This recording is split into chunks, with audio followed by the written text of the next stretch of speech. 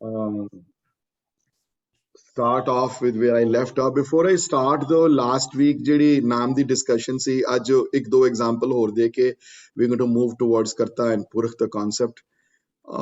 But any questions though from last time? कोई, there's a lot of information that was thrown though, but अगर कोई question होवे ते ਜ਼ਰੂਰ ਮੈਨੂੰ ਪੁੱਛ ਲਵੋ ਹੁਣ. Otherwise I'll just continue where I left off, No questions? That's fine, and we'll continue where I left off though. So as I was telling Bhavraj earlier though कि ਗੁਰਬਾਣੀ ਦੀ ਡਿਸਕਸ਼ਨ ਜਦੋਂ ਹੋਵੇ ਤੇ ਮਨ ਮੇਰਾ ਉਹਨਾਂ ਮਤਲਬ ਕਿ ਨਰਵਸਨੈਸ ਨਹੀਂ ਹੁੰਦਾ ਉਹਨਾਂ ਜਿੰਨਾ ਬੰਦਾ ਇਹ ਮੂਲ ਮੰਤਰ ਦੀ ਡਿਸਕਸ਼ਨ ਤੋਂ ਹੁੰਦਾ ਹੈ, because believe me or not, this is way more abstract and way more complex and ਬਹੁਤ ਜ਼ਿਆਦਾ encompassing ਹੈ, ਬਹੁਤ ਜ਼ਿਆਦਾ, it can go to depth ਜਿਹੜੀ ਹੈ ਦੀ unimaginable depth ਹੈ ਦੀ. ਤੇ ਕਈ ਵਾਰੀ ਤੁਸੀਂ you can spend hours and hours and hours on just one word, and not get done, because that's how much has been written on it, Naam is one of those words that you can continue to discuss for a long time, but we're going to end it in the next 15-20 minutes or so. ਤੇ ਮੈਂ ਇੱਕ ਛੋਟੀ ਜੀ 5 minute ਦੀ summary ਦੇ ਦਿਆਂ ਜਦ ਤੱਕ ਇਹ ਪਿਛਲੇ 3 ਜਿਹੜੇ ਸੈਸ਼ਨ ਹੋਏ ਉਹਨਾਂ ਦੀ. So naam word ਗੁਰਬਾਣੀ ਵਿੱਚ contextual ਹੈ, as I said, ਬੜੇ different meaning ਆਏ ਹਨ ਨਾਮ ਦੇ. ਇੱਕ ਨਾਮ ਦੇ meaning ਆਏ ਹਨ ਕਿਸੇ ਦਾ ਨਾਂ ਹੋ ਜਾਣਾ, ਮੇਰਾ ਨਾਂ ਸੁਰਿੰਦਰ ਹੈ, ਵੀਰ ਜੀ ਦਾ ਨਾਂ ਨਰਿੰਦਰ ਸਿੰਘ ਜੀ ਹੈ, ਨਰਿੰਦਰਜੀਤ ਹੋਰੀ ਹੈ, ਇੱਕ ਭਵਰਾਜ ਹੈ ਜਾਂ ਸਰਜੀਤ ਕੌਰ ਹੈ, ਕਿਸੇ ਦਾ ਵੀ ਕੋਈ ਵੀ ਨਾਂ ਹੋਵੇ, ਉਸ ਨਾਂ ਉਹ ਉਸ ਤਰ੍ਹਾਂ ਵੀ ਵਰਤਿਆ ਗਿਆ ਹੈ ਵਰਡ, ਜਿਸ ਤਰ੍ਹਾਂ ਮਾਇਆ ਨਾਮ ਗਰਭ ਚੋਨ ਕਾ, ਇੱਕ ਵਰਡ ਨਾਮ ਆਇਆ ਹੈ ਪ੍ਰਮਾਤਮਾ ਦੇ ਡਿਫਰੈਂਟ ਨਾਮ ਬਾਰੇ, ਯਾਨੀ ਪ੍ਰਮਾਤਮਾ ਦੇ ਜਿੰਨੇ ਅਲੱਗ-ਅਲੱਗ ਨਾਮ ਆਏ ਹਨ, ਹੈ ਨਾ. ਕਈ ਵਾਰੀ ਉਹ ਨਾਮ ਜਿਹੜੇ ਸਿਰਫ ਨਾਮ ਆਏ ਹਨ, ਕੇਸ਼ਵ ਵੀ ਆਇਆ ਹੈ, ਮਾਧਵ ਵੀ ਆਇਆ ਹੈ, ਉੱਥੇ ਵਰਡ ਫਿਰ ਬੜੀ ਵਾਰੀ ਕਰੁਣਾਮय ਆਇਆ ਹੈ, ਕਰੁਣਾ ਨਿਧ ਆਇਆ ਹੈ, ਬੜੇ ਪਰਮੇਸ਼ਰ ਦੇ ਡਿਫਰੈਂਟ ਨਾਮ ਆਏ ਹਨ, ਉਹ ਵੀ ਨਾਮ ਵਰਤਿਆ ਗਿਆ ਉੱਥੇ. ਇੱਕ ਨਾਮ ਲਕਸ਼ਣ ਵਾਸਤੇ ਵਰਡ ਆਏ ਹਨ ਪ੍ਰਮਾਤਮਾ ਦੇ, ਕਈ ਵਾਰੀ ਨਾਮ ਉਹਦੇ ਪਰਮਾਤਮਾ ਦੇ ਲਕਸ਼ਣ ਵਾਸਤੇ ਵਰਡ ਯੂਜ਼ ਕੀਤੇ ਹਨ, ਕਈ ਵਾਰੀ ਕਰਤਾ ਵਰਡ ਆਇਆ ਹੈ, ਕਈ ਵਾਰੀ ਨਿਰਭਉ ਵਰਡ ਆਇਆ ਹੈ, ਕਈ ਵਾਰੀ ਨਿਰਵੈਰ ਵਰਡ ਆਇਆ ਹੈ. ਇਹ ਸਾਰੇ ਵਰਡ ਉਹਦੇ ਤਟਸਬ ਜਿਹੜੇ ਲਕਸ਼ਣ ਜਿਹੜੇ ਹਨ, ਉਹਦੇ ਜਿਹੜੇ ਐਟਰੀਬਿਊਸ਼ਨਲ ਨੇਮਸ ਜਿਹੜੇ ਗॉड ਦੇ, ਉਹ ਵੀ ਆਏ ਹਨ. ਨਾਮ ਬਹੁਤ ਹੀ ਵਾਰੀ ਪਿਆਰ ਵਾਸਤੇ ਆਇਆ ਹੈ, ਲਵ ਵਾਸਤੇ ਆਇਆ ਹੈ, ਨਾਮ ਪ੍ਰੇਮਾ ਭਗਤੀ ਵਾਸਤੇ ਆਇਆ ਹੈ, ਬਹੁਤ ਵਾਰੀ ਉਹ ਵਰਤਿਆ ਗਿਆ ਹੈ, ਉਸ ਤਰ੍ਹਾਂ ਵੀ ਵਰਡ ਵਰਤਿਆ ਗਿਆ ਹੈ. ਨਾਮ ਬਿਨ ਨਾਵੇਂ ਪੂਜ ਨਾ ਹੋਏ, ਉੱਥੇ ਨਾਮ ਦਾ ਮਤਲਬ ਹੈ ਪਿਆਰ, ਉੱਥੇ ਨਾਮ ਦਾ ਮਤਲਬ ਹੈ ਪ੍ਰੇਮਾ ਭਗਤੀ, ਪ੍ਰੇਮ ਕਰਨਾ ਕਿਸੇ ਨਾਲ. ਲੇਕਿਨ ਸਭ ਤੋਂ ਜ਼ਿਆਦਾ ਜਿਹੜੇ ਮੈਂ ਦੱਸਿਆ ਸੀ ਵਰਡ ਦੀ ਯੂਸੇਜ ਨਾਮ ਦੀ ਜਿਹੜੀ ਆਈ ਹੈ, ਉਹ ਆਈ ਹੈ ਉਸ ਪ੍ਰਮਾਤਮਾ ਦੀ ਇੱਕ ਸਰਬ ਵਿਆਪਕ ਸ਼ਕਤੀ ਤੋਂ, ਜਿਹੜੀ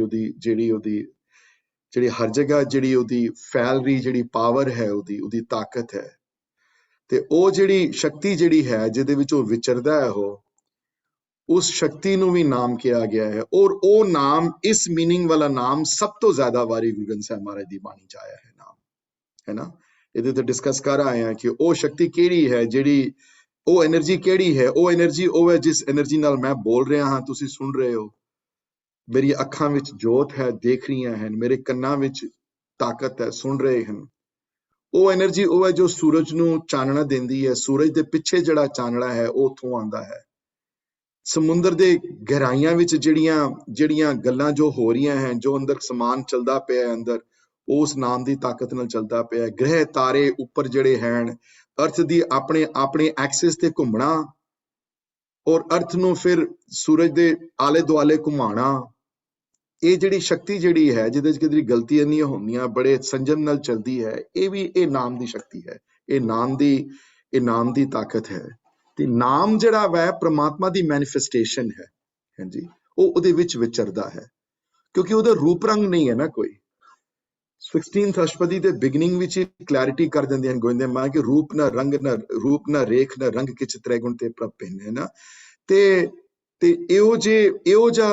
ਇਹੋ ਜੀ ਇੱਕ ਸ਼ਖਸੀਅਤ ਜਿਹਦਾ ਕੋਈ ਰੂਪ ਰੰਗ ਨਾ ਹੋਵੇ, ਜਿਹਦਾ ਕੋਈ ਹੱਥ ਪੈਰ ਨਾ ਹੋਵਣ, ਜਿਹਦਾ ਕੋਈ ਮੂੰਹ ਨਾ ਹੋਵੇ, ਜਿਹਦੀ ਕੋਈ ਜ਼ਬਾਨ ਨਾ ਹੋਵੇ, ਪਰ ਹੋਵੇ ਆਲ ਪਰਵੇਸਿਵ, ਤੇ ਉਹ ਜਿਹੜੀ ਪਾਵਰ ਜਿਹੜੀ ਹੈ, ਜਿਹੜੀ ਸ਼ਕਤੀ ਜਿਹੜੀ ਹੈ, ਉਹ ਪਿਆਰ ਵਾਲੀ ਜਿਹੜੀ ਤਾਕਤ ਜਿਹੜੀ ਹੈ, ਜਿਹੜੀ ਸੰਜਮ ਨਾਲ ਚਲਦੀ ਹੈ, ਨਾਮ ਦੀ ਸ਼ਕਤੀ, ਉਸ ਨਾਮ ਨਾਲ ਹਰ ਸਿੱਖ ਦੀ ਰਿਲੇਸ਼ਨਸ਼ਿਪ ਬਣਾਣੀ ਸਿੱਖ ਦਾ ਗੋਲ ਹੈ। ਹਾਂਜੀ, ਇਹ ਮੈਂ ਹੁਣ 5 ਮਿੰਟਾਂ ਜਿਹਨੂੰ ਮੈਂ ਕਰਦਾ ਪਿਆ ਸਮਰਾਈਜ਼, ਜੋ ਮੈਂ ਪਿਛਲੇ 3 ਹਫ਼ਤਿਆਂ 'ਚ ਕਿਹਾ ਹੈ।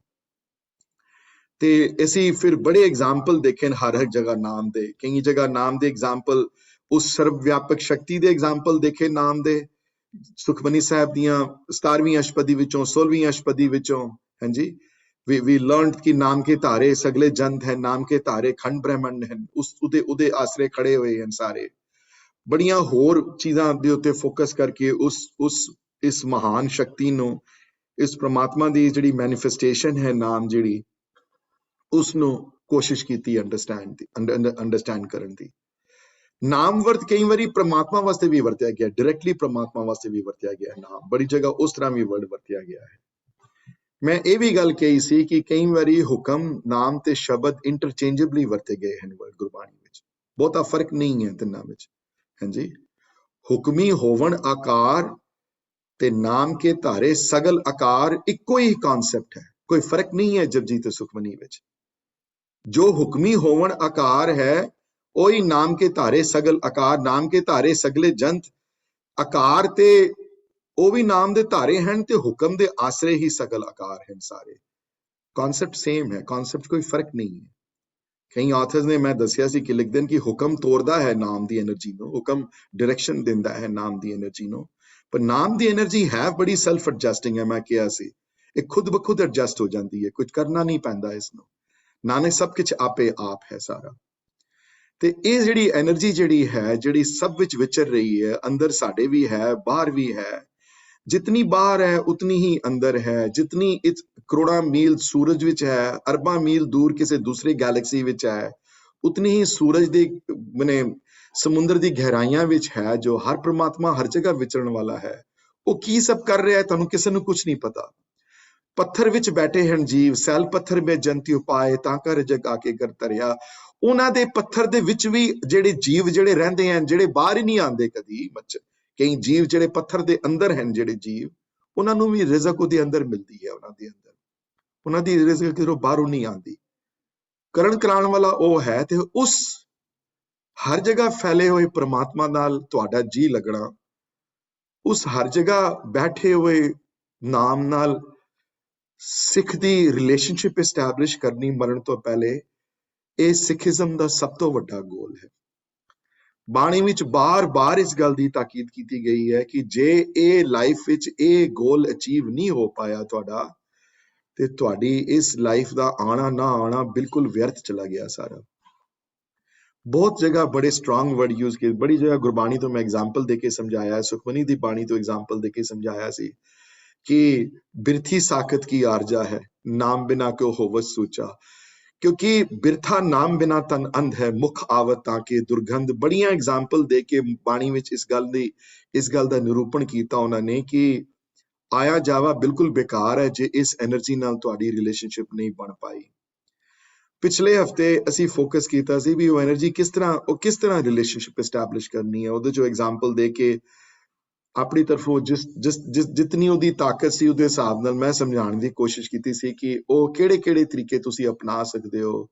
ਗੁਰੂ ਉਪਦੇਸ਼ ਵਿੱਚ ਚੱਲਣਾ, ਬਾਣੀ ਦਾ ਵਿਸਾ ਨਾ ਕਰਨਾ, ਕੀਰਤਨ ਸਿੱਖਣਾ, ਕੀਰਤਨ ਕਰਨਾ, ਦੂਸਰਿਆਂ ਨੂੰ ਸਿਖਾਉਣਾ, ਸੇਵਾ ਵਿੱਚ ਜੁੜਨਾ, ਜੀਵਨ ਦੀ ਉੱਤੇ ਸ਼ੁੱਧਤਾ ਰੱਖਣੀ, ਕਿਹੜੀਆਂ ਕੁਆਲਿਟੀਜ਼ ਹਨ ਜਿਹੜੀਆਂ ਲੈ ਕੇ ਆਣੀਆਂ, ਧਰਮ ਦੀ ਕੁਆਲਿਟੀ ਲੈ ਕੇ ਆਣੀ, ਨਿਮਰਤਾ ਦੀ ਕੁਆਲਿਟੀ ਅੰਦਰ ਲੈ ਕੇ ਆਣੀ, ਸੱਚ ਦੀ ਕੁਆਲਿਟੀ ਅੰਦਰ ਲੈ ਕੇ ਆਣੀ, ਖੇਮਾ ਵਾਲੀ ਕੁਆਲਿਟੀ ਲੈ ਕੇ ਆਣੀ। ਇਹ ਸਾਰੀਆਂ ਕੁਆਲਿਟੀਜ਼ ਗੁਣ ਹਨ ਜਿਹੜੇ ਗੁਣ ਨਾਲ ਭਗਤੀ ਹੁੰਦੀ ਹੈ। ਹਾਂਜੀ, ਅਗਰ ਆਪਣੇ microphone if you can turn it off please, ਚੁੜੀ ਦੀ ਗਲਤੀ।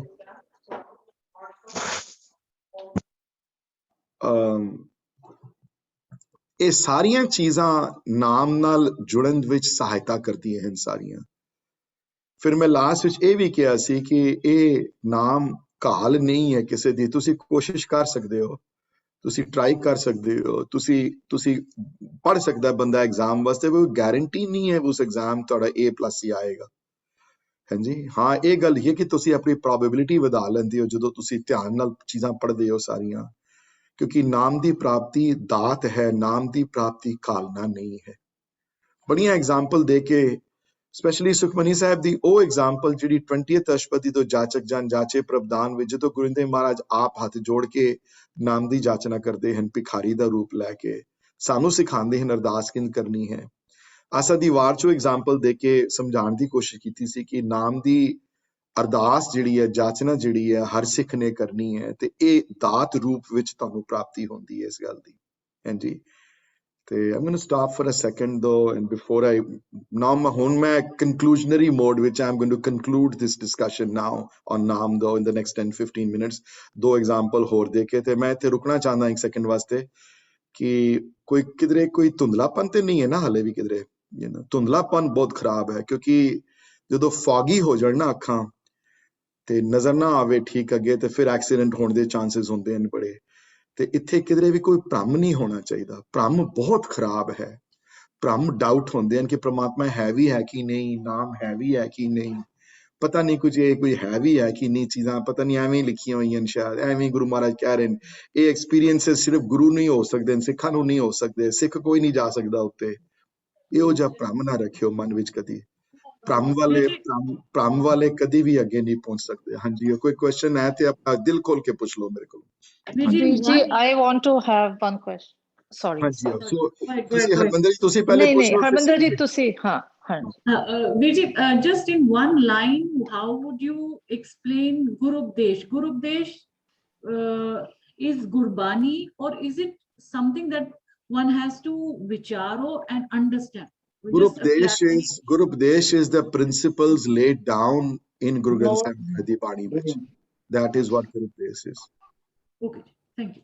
That is what Guru Updesh is. Guru Updesh ਹੋਰ ਕਿਧਰੋਂ ਨਹੀਂ ਲੈਣਾ ਤੁਸੀਂ, ਬਾਣੀ ਵਿੱਚੋਂ ਹੀ ਤੁਹਾਨੂੰ ਗੁਰੂ ਉਪਦੇਸ਼ ਮਿਲਣਗੇ ਸਾਰੇ। ਹਾਂਜੀ ਸਿਮੀ ਜੀ, ਤੁਸੀਂ ਆਪਣਾ ਵੀ ਕੁਐਸਚਨ ਪੁੱਛ ਲਓ ਜੀ। Viji, my question is actually means I'm scared to even say it. It might be very ignorant, but where okay, so Vaheguruji, like what we know exists, but we have never seen. We have only seen Guru Nanak Dev Ji messengers, right? So what is the original origin of that Vaheguru Akal Purkh who made the Srishti? Do we know anything? Means आपे ही आप साजियो, आपे ही रचियो नाओ है। ਸੋ ਉਹਨੂੰ ਕਿਸਨੇ ਸਾਜਿਆ ਹੈ? ਉਹਨੂੰ ਕਿਸੇ ਨੇ ਨਹੀਂ ਸਾਜਿਆ, ਉਹਨੇ ਆਪਣੇ ਆਪ ਨੂੰ ਸਾਜਿਆ ਹੈ, ਭਾਵ ਉਹ ਆਪਣੀ ਸੱਤਾ ਤੋਂ ਬਣਿਆ ਹੈ। ਸੋ ਉਹਦੇ ਉੱਤੇ ਜੇ ਉਸ ਗੱਲ ਨੂੰ ਉਤਨੀ ਗਹਿਰਾਈ ਵਿੱਚ ਸਮਝਣਾ ਹੈ ਤੇ ਫਿਰ ਬੰਦਗੀ ਕਰਨੀ ਪਏਗੀ ਤੁਹਾਨੂੰ ਹੋਰ ਉਸ ਪਾਸੇ ਚੱਲਣਾ ਪਏਗਾ ਤੁਹਾਨੂੰ। ਬਾਕੀ ਬਾਣੀ ਤੇ ਇਹੀ ਕਹਿੰਦੀ ਹੈ ਕਿ ਉਹ ਪ੍ਰਮਾਤਮਾ ਆਪਣੇ ਆਪ 'ਚ ਪੂਰਾ ਹੈ, ਉਹਨੇ ਆਪਣੇ ਆਪ ਨੂੰ ਸਾਜਿਆ ਹੈ। ਉਸ ਤੋਂ ਨਾ ਉਹਦੇ ਬਿਨਾਂ ਹੋਰ ਕੋਈ ਕੁਛ ਵੀ ਨਹੀਂ ਹੈ, ਕੋਈ ਹੋਰ ਨਾ ਉਸ ਤੋਂ ਪਹਿਲੇ ਕੁਛ ਹੋਰ ਸੀ ਤੇ ਨਾ ਉਸ ਤੋਂ ਬਾਅਦ ਵੀ ਕਿਸੇ ਨੇ ਹੋਣਾ ਹੈ। ਉਹ ਸੱਤਾ ਉਹਦੀ ਆਪਣੀ ਹੈ ਸਾਰੀ। ਸੋ ਉਹ ਸੱਤਾ ਜਿਹੜੀ ਤੁਸੀਂ ਨਹੀਂ, ਔਰ ਤੁਸੀਂ ਜਿਹੜੀ ਗੱਲ ਕਹੀ ਨਾ ਤੁਸੀਂ ਕਦੀ ਦੇਖਿਆ ਨਹੀਂ, ਤੁਸੀਂ ਰੋਜ਼ ਦੇਖਦੇ ਹੋ ਉਸਨੂੰ। That is wrong to say ਕਿ ਤੁਸੀਂ ਦੇਖਦੇ ਨਹੀਂ ਹੋ। ਤੁਸੀਂ ਭਵਰਾਜ ਨੂੰ ਰੋਜ਼ ਦੇਖਦੇ ਹੋ, ਹੈ ਨਾ, ਤੁਸੀਂ ਆਪਣੇ ਆਪ ਨੂੰ ਰੋਜ਼ ਦੇਖਦੇ ਹੋ। ਤੇ ਜਦੋਂ ਆਪਣੇ ਆਪ ਨੂੰ ਰੋਜ਼ ਦੇਖਦੇ ਹੋ ਤੇ ਤੁਹਾਡੇ ਵਿੱਚ ਕੌਣ ਹੈ ਜਿਹੜਾ ਤੁਹਾਡੀ ਅੱਖਾਂ ਨੂੰ ਜੋਤ ਦਿੰਦਾ ਪਿਆ ਤੁਹਾਡੀ? ਹਾਂਜੀ, ਕੌਣ ਹੈ ਤੁਹਾਡੇ ਵਿੱਚ ਜਿਹੜੇ ਤੁਹਾਡੇ ਦਿਮਾਗ ਨੂੰ ਰਾਈਟ ਸਮਝਣ ਦੀ ਜਿਹੜੀ ਤਾਕਤ ਦਿੰਦਾ ਹੈ? ਕੌਣ ਹੈ ਅੰਦਰ ਬੈਠਾ ਹੋਇਆ ਜਿਹੜਾ ਤੁਹਾਨੂੰ ਦੱਸ ਦਿੰਦਾ ਰਾਈਟ ਕੀ ਹੈ, ਰੋਂਗ ਕੀ ਹੈ? ਕੌਣ ਹੈ ਤੁਹਾਡੇ ਅੰਦਰ ਜਿਹੜਾ ਮਿਰਚ ਖਾਓ ਤੇ ਅੰਦਰ ਸਵਾਦ ਕੋੜਾ ਲੱਗਦਾ ਹੈ ਤੇ ਜਦੋਂ ਮਿੱਠਾ ਖਾਓ ਤੇ ਸਵਾਦ ਮਿੱਠਾ ਲੱਗਦਾ ਹੈ? ਕੌਣ ਹੈ ਉਸ ਬੀਜ ਅੰਦਰ ਜਿਹੜੇ ਅੰਬ ਦੇ ਬੀਜ ਜਦੋਂ ਗਵੋ ਤੇ ਇਤਨਾ ਮਿੱਠਾ ਫਲ ਪੈਦਾ ਹੁੰਦਾ ਹੈ? ਕੌਣ ਹੈ ਜਿਹੜੇ ਕਰੇਲੇ ਦਾ ਬੀਜ ਬੋਵੋ ਤੇ ਉਹ ਕੜਵਾਹਟ ਪੈਦਾ ਕਰ ਦਿੰਦਾ ਹੈ? ਬੀਜ ਵਿੱਚ ਤੇ ਉਹੀ ਸੇਮ ਸਵਾਦ ਹੈ ਸਾਰਾ। ਰੋਜ਼ ਦੇਖਦੇ ਹੋ। ਫੁੱਲਾਂ 'ਚ ਖੁਸ਼ਬੂ ਕੌਣ ਭਰ ਰਿਹਾ ਹੈ ਬਾਹਰ? ਹੁਣ ਵੀ ਨਹੀਂ ਦੇਖਿਆ ਤੇ ਕਿਤੇ ਬਗੀਚੇ ਵਿੱਚ ਜਾ ਕੇ ਜਿੱਥੇ ਫੁੱਲ ਖਿੜੇ ਹੋਣ ਜਾ ਕੇ ਉਹਨਾਂ ਦੇ ਰੰਗਾਂ ਦੇ ਤੇ ਉਹਨਾਂ ਦੀ ਖੁਸ਼ਬੂਆਂ ਮਾਣੋ ਤੇ ਫਿਰ ਦੇਖੋ ਕੌਣ ਹੈ ਉਹਦੇ ਅੰਦਰ ਬੈਠਾ, ਕੌਣ ਭਰ ਰਿਹਾ ਉਹਦੇ ਅੰਦਰ ਖੁਸ਼ਬੂ, ਉਹਦੇ ਅੰਦਰ ਕੌਣ ਕਰ ਰਿਹਾ ਹੈ?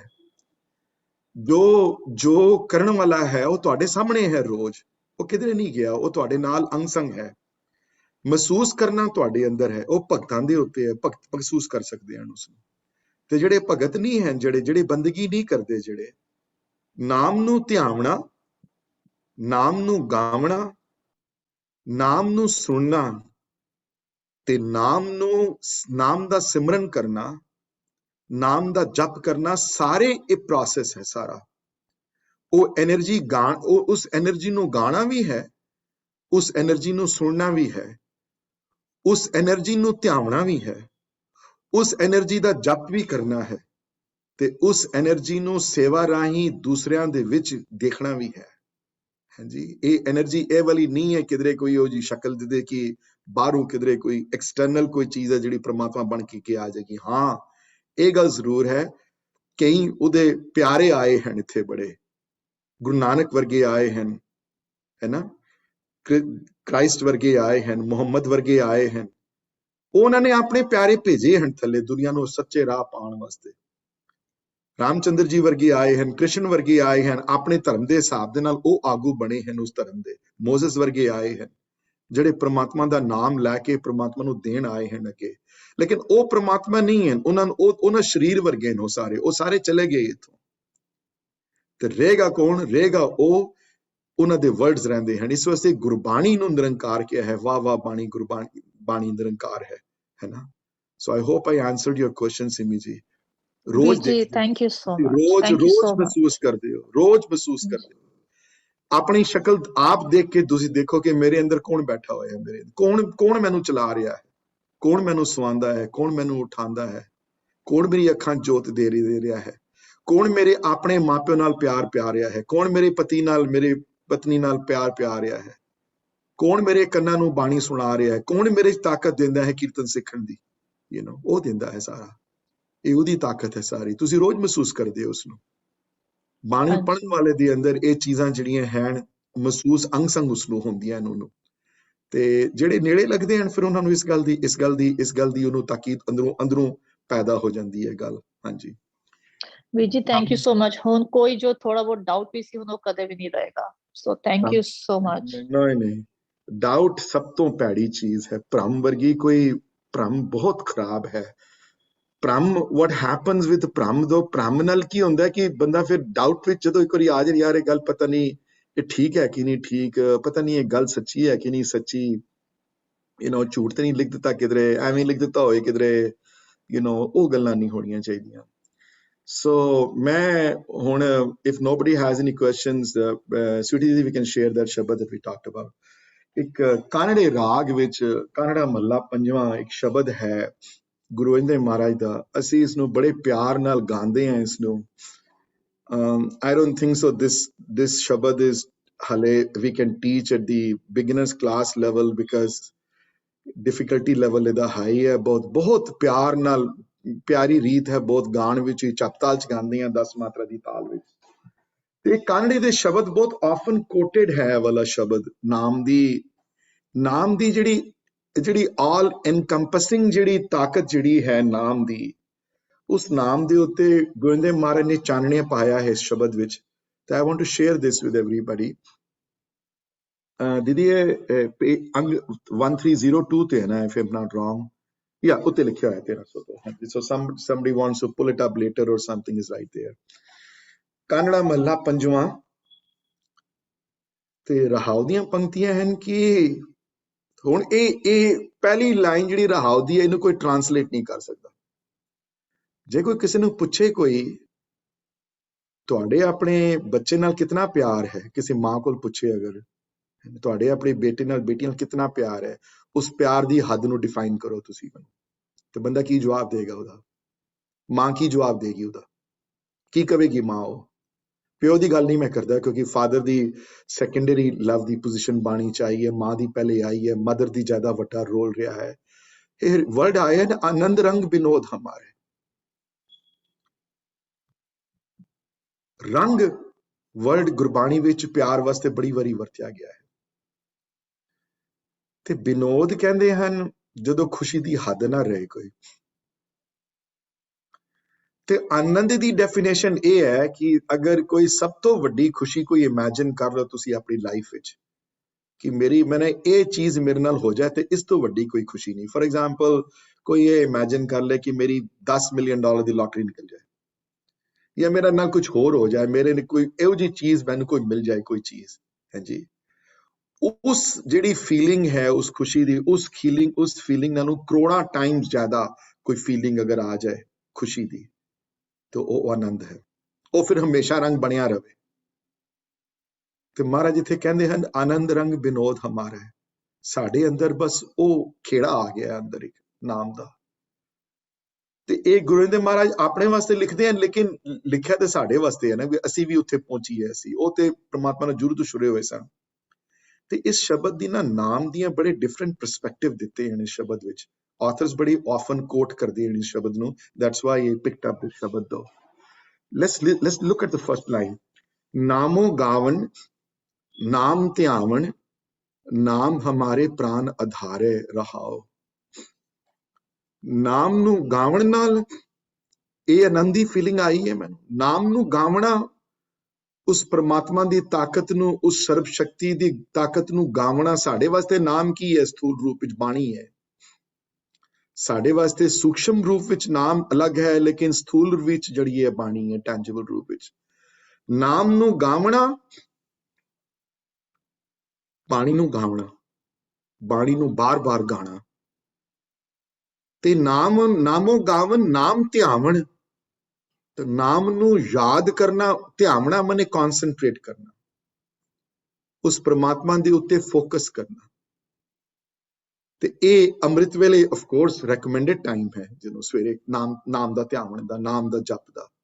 ਸਵੇਰੇ ਉੱਠ ਕੇ ਥੋੜੀ ਦੇਰ ਵਾਸਤੇ 5 ਮਿੰਟ 10 ਮਿੰਟ 15 ਮਿੰਟ 20 ਮਿੰਟ, ਸ਼ੁਰੂ ਵਿੱਚ 5 ਮਿੰਟ ਹੀ ਬੜੇ ਹਨ, 10 ਮਿੰਟ ਬੜੇ ਹਨ। ਤੇ ਅਰਦਾਸ ਕਰਕੇ ਕਿ ਇਹ ਮੇਰੇ ਦਾਤਾ, ਇਹ 10 ਮਿੰਟ ਜਿਹੜੇ ਤੁਸੀਂ ਮੈਨੂੰ ਦਿੱਤੇ ਹਨ, ਜਿਹੜੇ ਇਹ ਤੁਹਾਡੇ ਲੇਖੇ ਲੱਗਣ, ਤੇ ਤੁਸੀਂ ਮੈਨੂੰ ਤੁਸੀਂ ਮੇਰੇ ਹਿਰਦੇ 'ਚ ਆਓ। ਤੁਹਾਨੂੰ ਮੈਂ ਬੁਲਾਉਣ ਦੀ ਕੋਸ਼ਿਸ਼ ਕਰਾਂਗਾ, ਤੁਹਾਨੂੰ ਮੈਂ ਯਾਦ ਕਰਨ ਦੀ ਕੋਸ਼ਿਸ਼ ਕਰਾਂਗਾ। ਇਹ ਮੇਰੇ ਦਾਤਾ, ਤੁਸੀਂ ਮੇਰੇ ਹਿਰਦੇ 'ਚ ਆ ਕੇ ਵਸੋ। ਤੇ ਕਿਸੇ ਵੀ ਗੁਰੂ ਮੰਤਰ ਦਾ ਜਾਪ, ਕਈ ਵਾਹਿਗੁਰੂ ਮੰਤਰ ਦਾ ਜਾਪ ਕਰਦੇ ਹਨ, ਮੁਬਾਰਕ ਹੈ। ਮੂਲ ਮੰਤਰ ਦਾ ਜਾਪ ਕਰਦੇ ਹਨ, ਮੁਬਾਰਕ। ਜਾਂ ਕਿਸੇ ਵੀ ਗੁਰਬਾਣੀ ਦੇ ਤੁਕ ਦਾ ਜਾਪ, doesn't matter what you do. ਤੇ ਜਦੋਂ ਉਹ ਧਿਆਵਣਾ ਹੈ ਨਾਮ ਨੂੰ, ਉਹ ਯਾਦ ਕਰਨਾ ਹੈ। ਤੇ ਇਹ ਸਵਾਦ ਹੈ ਜਿਹਦੇ ਜੀਭ 'ਚ ਪਿਆ। ਹੁਣ ਕਈ ਵਾਰੀ ਉਹ 5 ਮਿੰਟ ਦਾ ਸਵਾਦ ਜਿਹੜਾ ਵਾ, ਕਈ ਵਾਰੀ ਅੱਧੇ ਘੰਟੇ ਦਾ ਹੋ ਜਾਂਦਾ ਹੈ, ਫਿਰ ਘੰਟੇ ਦਾ ਹੋ ਜਾਂਦਾ ਹੈ। ਫਿਰ ਇੱਕ ਟਾਈਮ ਉਹ ਵੀ ਆਉਂਦਾ ਹੈ ਜਦੋਂ ਜੋ ਵੀ ਮਰਜ਼ੀ ਦਿਨ 'ਚ ਕਰੋ ਤੇ ਧਿਆਨ ਤੁਹਾਡਾ ਉਸੇ ਪਾਸੇ ਚਿੱਤ ਹੈ ਸਾਰਾ। ਉਹ ਨਾਮ ਦਾ ਧਿਆਵਣਾ, ਨਾਮ ਦਾ ਜਪ ਹੈ ਜਿਹੜਾ। ਤੇ ਕਹਿੰਦੇ ਹਨ ਨਾਮ ਨੂੰ ਗਾਵਣਾ ਤੇ ਨਾਮ ਨੂੰ ਧਿਆਵਣਾ ਮੇਰੇ ਵਾਸਤੇ ਤੇ ਇਸ ਤਰ੍ਹਾਂ ਹੈ ਕਿ ਨਾਮ ਹਮਾਰੇ ਪ੍ਰਾਨ ਆਧਾਰ ਹੈ। ਪ੍ਰਾਣ ਦਾ ਆਧਾਰ ਕੀ ਹੁੰਦਾ ਹੈ? ਪ੍ਰਾਣ ਦਾ ਆਧਾਰ ਹੁੰਦਾ ਹੈ ਪਵਨ, ਹੈ ਨਾ, ਸਾਹ ਲੈਣਾ, ਉਹ ਪਵਨ ਹੈ। ਤੇ ਪਵਨ ਪ੍ਰਾਣ ਦਾ ਆਧਾਰ ਹੁੰਦਾ ਹੈ, ਲੇਕਿਨ ਮੇਰੇ ਪ੍ਰਾਣ ਦਾ ਆਧਾਰ ਹੈ ਮੇਰੇ ਦਾਤਾ ਤੁਹਾਡਾ ਪਿਆਰ ਬਣ ਜਾਵੇ, ਤੁਹਾਡੀ ਪ੍ਰੇਮਾ ਭਗਤੀ ਬਣ ਜਾਵੇ, ਤੁਹਾਡੀ ਯਾਦ ਬਣ ਜਾਵੇ। ਜਦੋਂ ਉਹ ਬਣ ਗਈ ਨਾ ਅਗਰ, ਤੇ ਫਿਰ ਨਾਮੋ ਤਾਂ ਮੇਰੇ ਅੰਦਰ ਆਨੰਦ ਰੰਗ ਵਿਨੋਦ ਹਮਾਰੇ ਹੋਏਗਾ। ਤਾਂ ਮੇਰੇ ਨਾਮ ਨੂੰ ਗਾਵਣ ਨਾਲ ਤੇ ਨਾਮ ਨੂੰ ਧਿਆਵਣ ਨਾਲ, ਨਾਮ ਜਦੋਂ ਮੇਰੇ ਪ੍ਰਾਨ ਆਧਾਰੇ ਬਣਨਗੇ ਹੈ ਮੇਰੇ ਦਾਤਾ, ਤੇ ਫਿਰ ਆਨੰਦ ਰੰਗ ਵਿਨੋਦ ਹਮਾਰੇ ਵਿੱਚ ਕੋਈ ਕਸਰ ਨਹੀਂ ਰਹਿ ਜਾਣਾ ਮੇਰਾ। ਤੇ ਅੱਗੇ ਚਲੋ।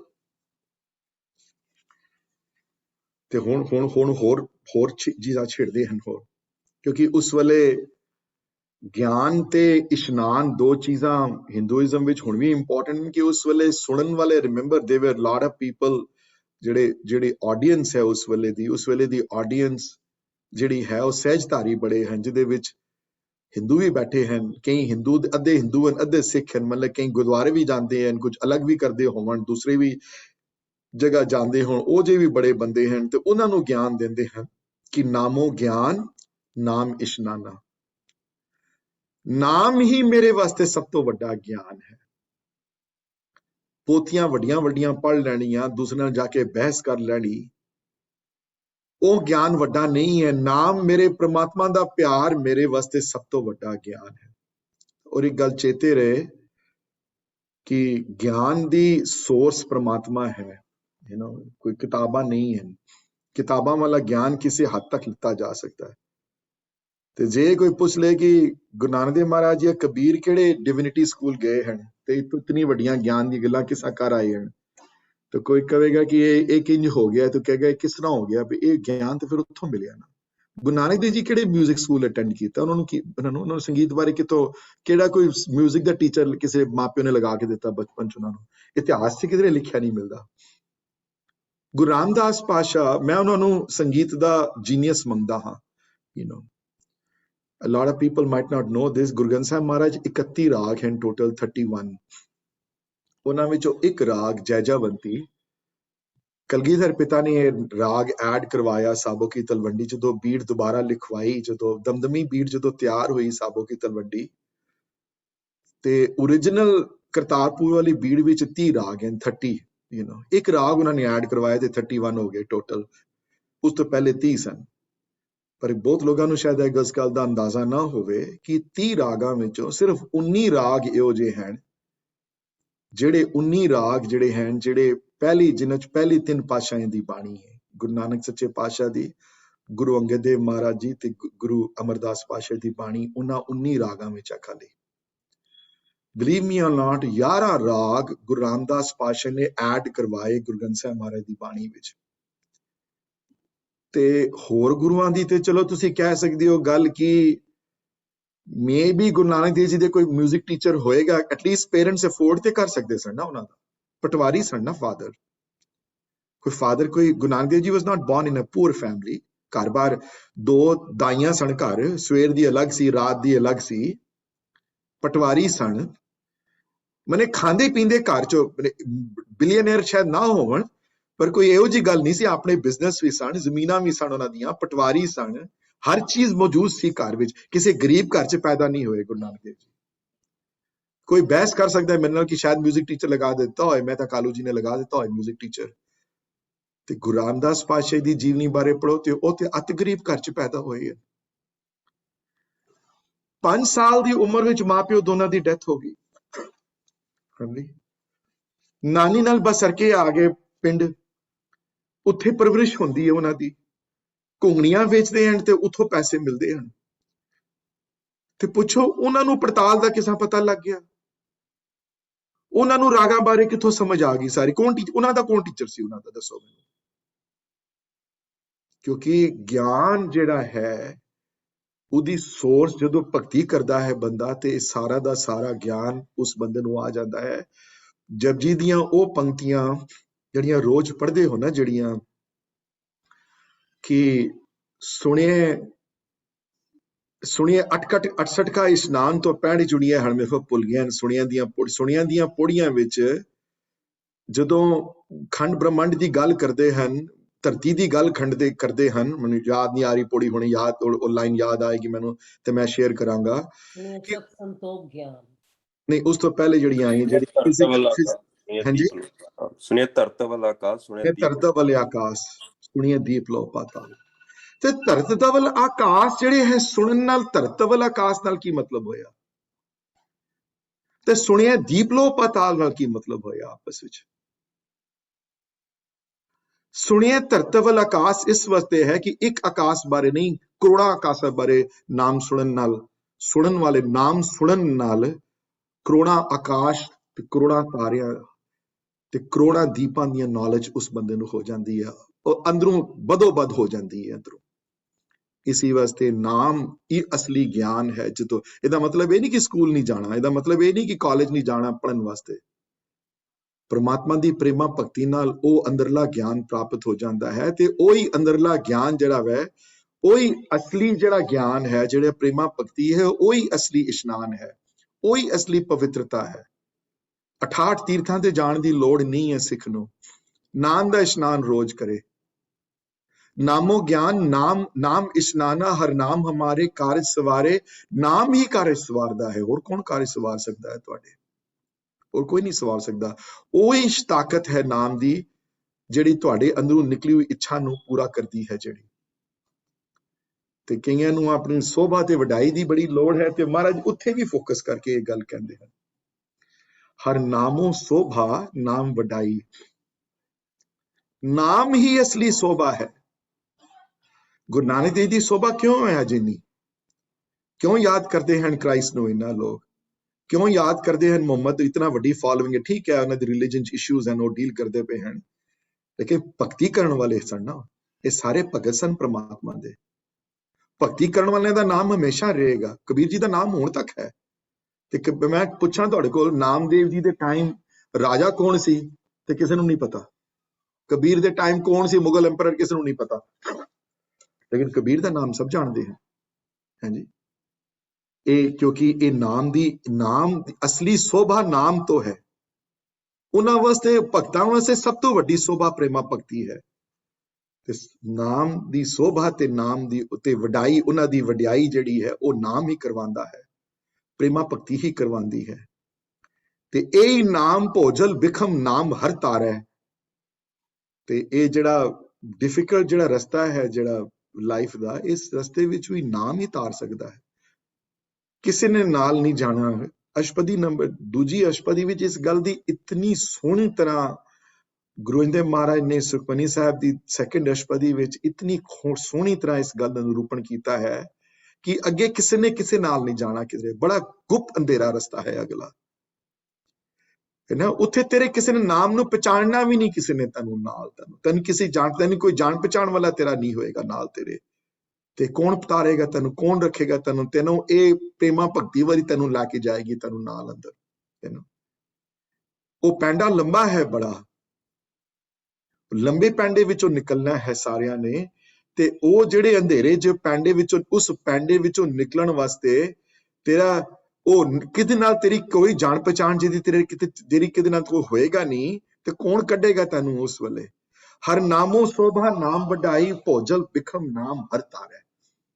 इस बिखम औखे संसार विचों नाम ही तरन तारण करन वाला है। ते नाम नू लाल ते अमोला कहने अगे जाके, अगम पदार्थ लाल अमोला, अमूल्य है पदार्थ है। प्रेमा भक्ति दा पदार्थ अमूल्य है, अगम है, नहीं पहुंच सकते, जिथे ना पहुंचण वाला पदार्थ। ये पदार्थ आप मिलण वाला नहीं है। नाम दी डेफिनेशन देंदे हैं गुरु अंगद महाराज जी। अगम पदार्थ लाल अमोला।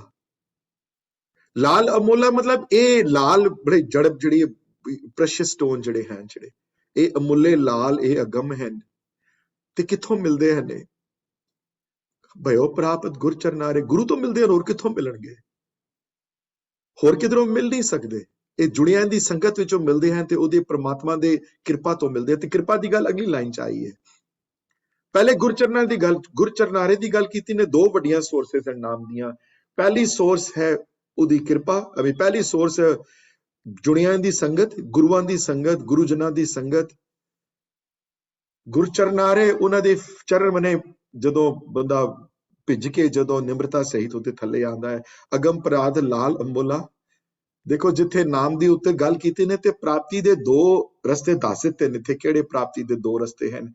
पहला प्राप्ति दा रस्ता है गुरचरनारे, जुड़ियां दी संगत, गुरु दी संगत, बाणी दी संगत, कीर्तन करन नाल, सिखण नाल, अच्छा इंसान बनन नाल प्रेमा भगती दी अंदरों गुण उजागर होंदे हन। ते दूसरी जिहड़ी है वो फीचर अगली लाइन च है, कहो नानक प्रभ भय कृपाला, मगन बहे हीरे दरसारे। ते जदों हे नानक जदों वो कृपाल हो जाता है, जदों वो मेहरबान हो जाता है ते मगन हो जाता है। मगन दे मतलब जो सुध बुध ना रहे किसी दी, मगन हो गया बंदा। ते मगन बहे हीरे दरसारे, जदों अंदर दरस उस हृदय दे अंदर होंदे ते फिर मगन हो जाता है। ते मगन दी डेफिनेशन ऊपर दिया है, आनंद रंग विनोद हमारे उत्ते उत्ते आ गई है वर्ड। कांडे दी बड़ियां रीतां सिक्खियां, बट ये शब्द कांडे दा बहुत स्पेशल है वाला। You know, one day we will definitely teach this to everybody in the class though, then because when you sing it, it's a completely, देखो मीनिंग कितने गहरे हैं इहदे, है ना, मीनिंग कितने डीप हैं इस शब्द दे। लेकिन जदों गाओ ते एक अलग रंग है इहदा गाण दा इहदा एक गाण दा इहदा एक अलग रूप पैदा होंदा है गाण नाल, जेड़ा कि बाणी समझण दे नालों भी उत्ते चला जाता है। ओ फीलिंग बिल्कुल अलग है उसदी। हाँ जी। Sridhi, I'm done with the Shabad. If somebody has any questions about this Shabad, they can ask me. Otherwise, I'll take a 5-second break and then move forward. Hanji. Anybody has any questions? So, नाम ਦਾ perspective ਦਿੱਤਾ ਨੇ, ਨਾਮ ਨੂੰ ਗਾਵਣਾ, ਨਾਮ ਨੂੰ ਧਿਆਵਣਾ, ਨਾਮ ਦਾ ਜਪ, ਨਾਮ ਨੂੰ ਸੁਣਨਾ, ਨਾਮ ਦਾ ਮਨਨ, ਨਾਮ ਦੀ ਸੋਭਾ, ਨਾਮ ਦੀ ਵਡਿਆਈ, all encompassing है सारा। hanji। ਇਹ ਭਗਤਾਂ ਨੇ ਜਿਨ੍ਹਾਂ ਨੇ ਮਹਿਸੂਸ ਕੀਤਾ ਹੈ, ਉਹਨਾਂ ਦੇ ਰੰਗ ਵਿੱਚ ਫਿਰ ਆਨੰਦ ਰੰਗ ਵਿਨੋਦ ਹਮਾਰੇ ਹੈ। ਸੁਰਿੰਦਰ ਜੀ, ਇਹ ਸ਼ਬਦ ਭਾਈ ਸਾਹਿਬ ਨੇ ਗਾਇਆ ਹੋਏਗਾ ਜ਼ਰੂਰ।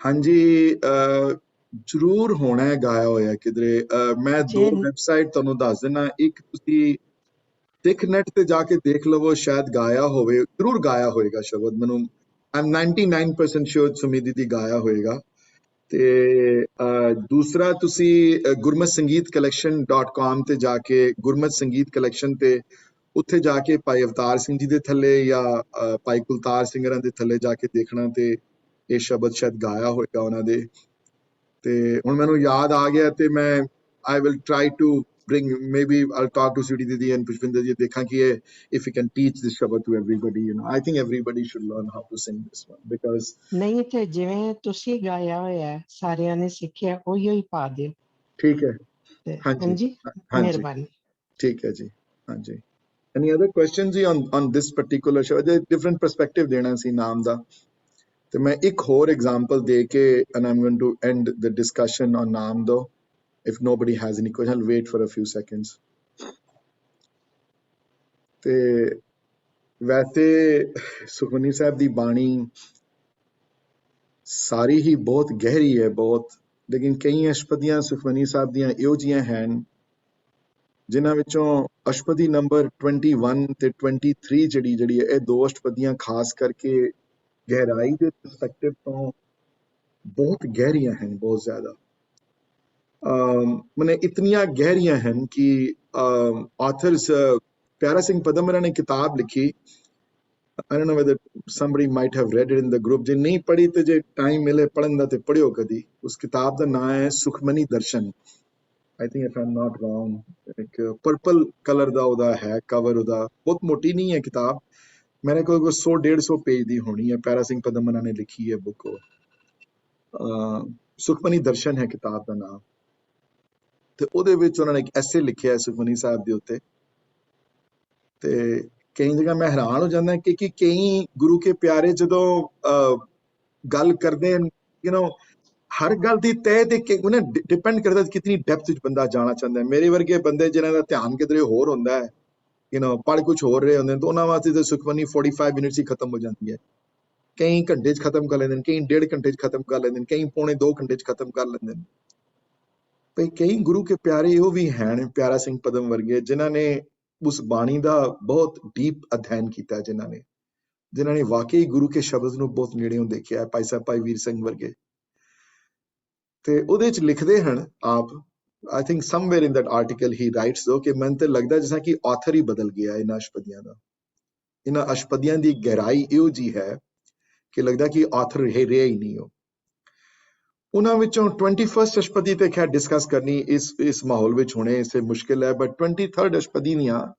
ਪਹਿਲੇ ਪਦੇ ਨੂੰ ਦੇਖਾਂਗੇ ਤੇ ਨਾਮ ਦੀ ਗਹਿਰਾਈ ਬਾਰੇ ਤੁਹਾਨੂੰ ਇੱਕ ਅੰਦਾਜ਼ਾ ਲੱਗੇਗਾ ਕਿ ਗੋਬਿੰਦ ਮਹਾਰਾਜ ਕਿਸ ਗੱਲ ਦੀ ਕਿੱਥੇ ਗੱਲ ਕਰਦੇ ਪਏ ਨਾ I pulled it out Sweety ਦੀਦੀ ਜੇ ਤੁਸੀਂ ਕਰਨਾ ਮੈਂ I pulled it out the hold on let me see if I can share that I pulled that line out I know ਕਿ ਮੈਨੂੰ ਲੋੜ ਪਏਗੀ ਹੁਣੇ so let me share my screen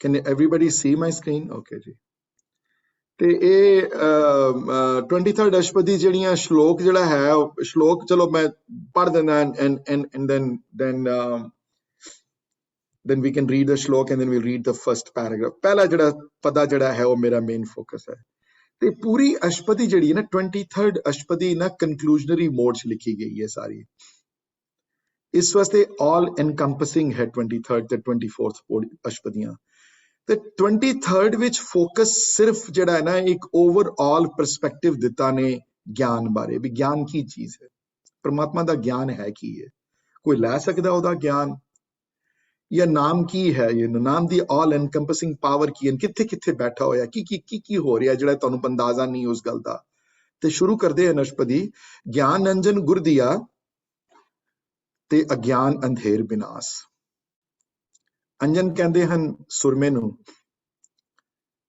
ਤੇ ਨਿਰੰਜਨ ਉਹ ਹੁੰਦਾ ਜਿਹਦੇ ਚ ਅੰਜਨ ਨਿਰੰਜਨ ਵਿੱਚ ਕੋਈ ਕਾਲਾਪਨ ਨਾ ਹੋਵੇ ਕਿਉਂਕਿ ਸੁਰਮਾ ਕਾਲਾ ਹੁੰਦਾ ਹੈ ਰੰਗ ਗਿਆਨ ਅੰਜਨ ਗੁਰ ਦੀਆ, ਗਿਆਨ ਦਾ ਸੁਰਮਾ ਜਦੋਂ ਪ੍ਰਮਾਤਮਾ ਨੇ ਮੈਨੂੰ ਲਗਾਇਆ, ਮੇਰੇ ਅੰਦਰ ਦਿੱਤਾ ਮੈਨੂੰ, ਤੇ ਮੇਰੇ ਅੰਦਰੋਂ ਜਿਹੜਾ ਅੰਧੇਰਾ ਸੀ ਅਗਿਆਨ ਦਾ ਉਹ ਬਿਨਸ ਗਿਆ, ਉਹ ਖਤਮ ਹੋ ਗਿਆ।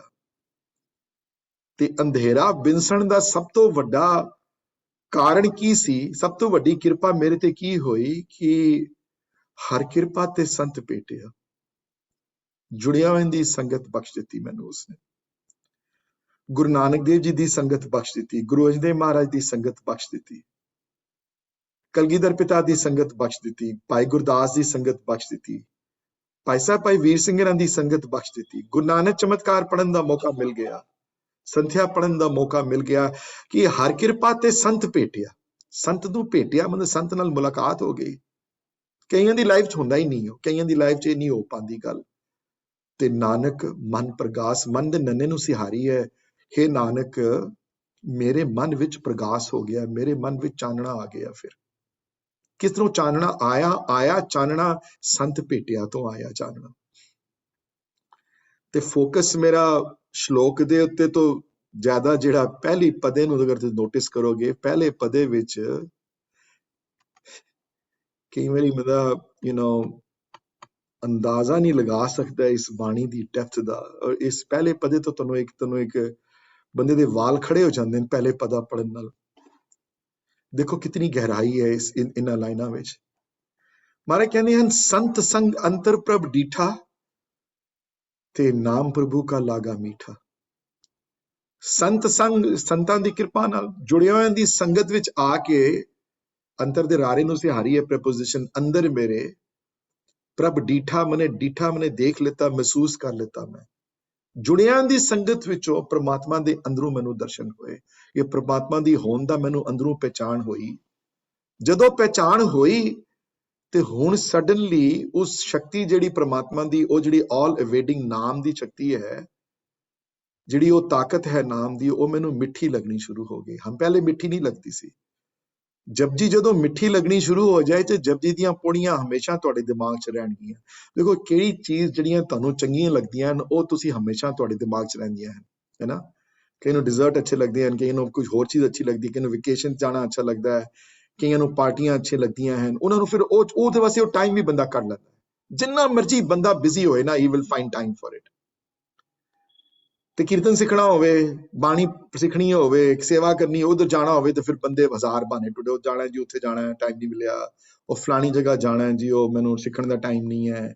ਔਰ ਢੇਰ ਜਗ੍ਹਾ ਜਾਣਾ ਜੀ, ਉੱਥੇ ਕੰਮ ਪੈ ਗਿਆ ਜੀ ਬੜਾ, ਉਹ ਕੰਮ ਕਰਨਾ ਪੈ ਗਿਆ ਜੀ, ਮੈਨੂੰ ਇਹ ਹੋ ਗਿਆ ਜੀ, ਮੈਨੂੰ ਇਹ ਕਰਨ ਦਾ ਟਾਈਮ ਨਹੀਂ ਹੈ। ਪਰ ਜਿਹੜੀ ਚੀਜ਼ ਉਸਨੂੰ ਚੰਗੀ ਲੱਗਦੀ ਹੈ ਨਾ ਕਰਨ ਨੂੰ, ਜਦੋਂ ਉਹ ਮਿੱਠਾ ਲੱਗਣਾ ਸ਼ੁਰੂ ਹੋ ਜਾਏ ਤੇ ਫਿਰ ਬੰਦਾ ਉਸ ਚੀਜ਼ ਵਾਸਤੇ ਟਾਈਮ ਢੂੰਢ ਲੈਂਦਾ ਹੁੰਦਾ।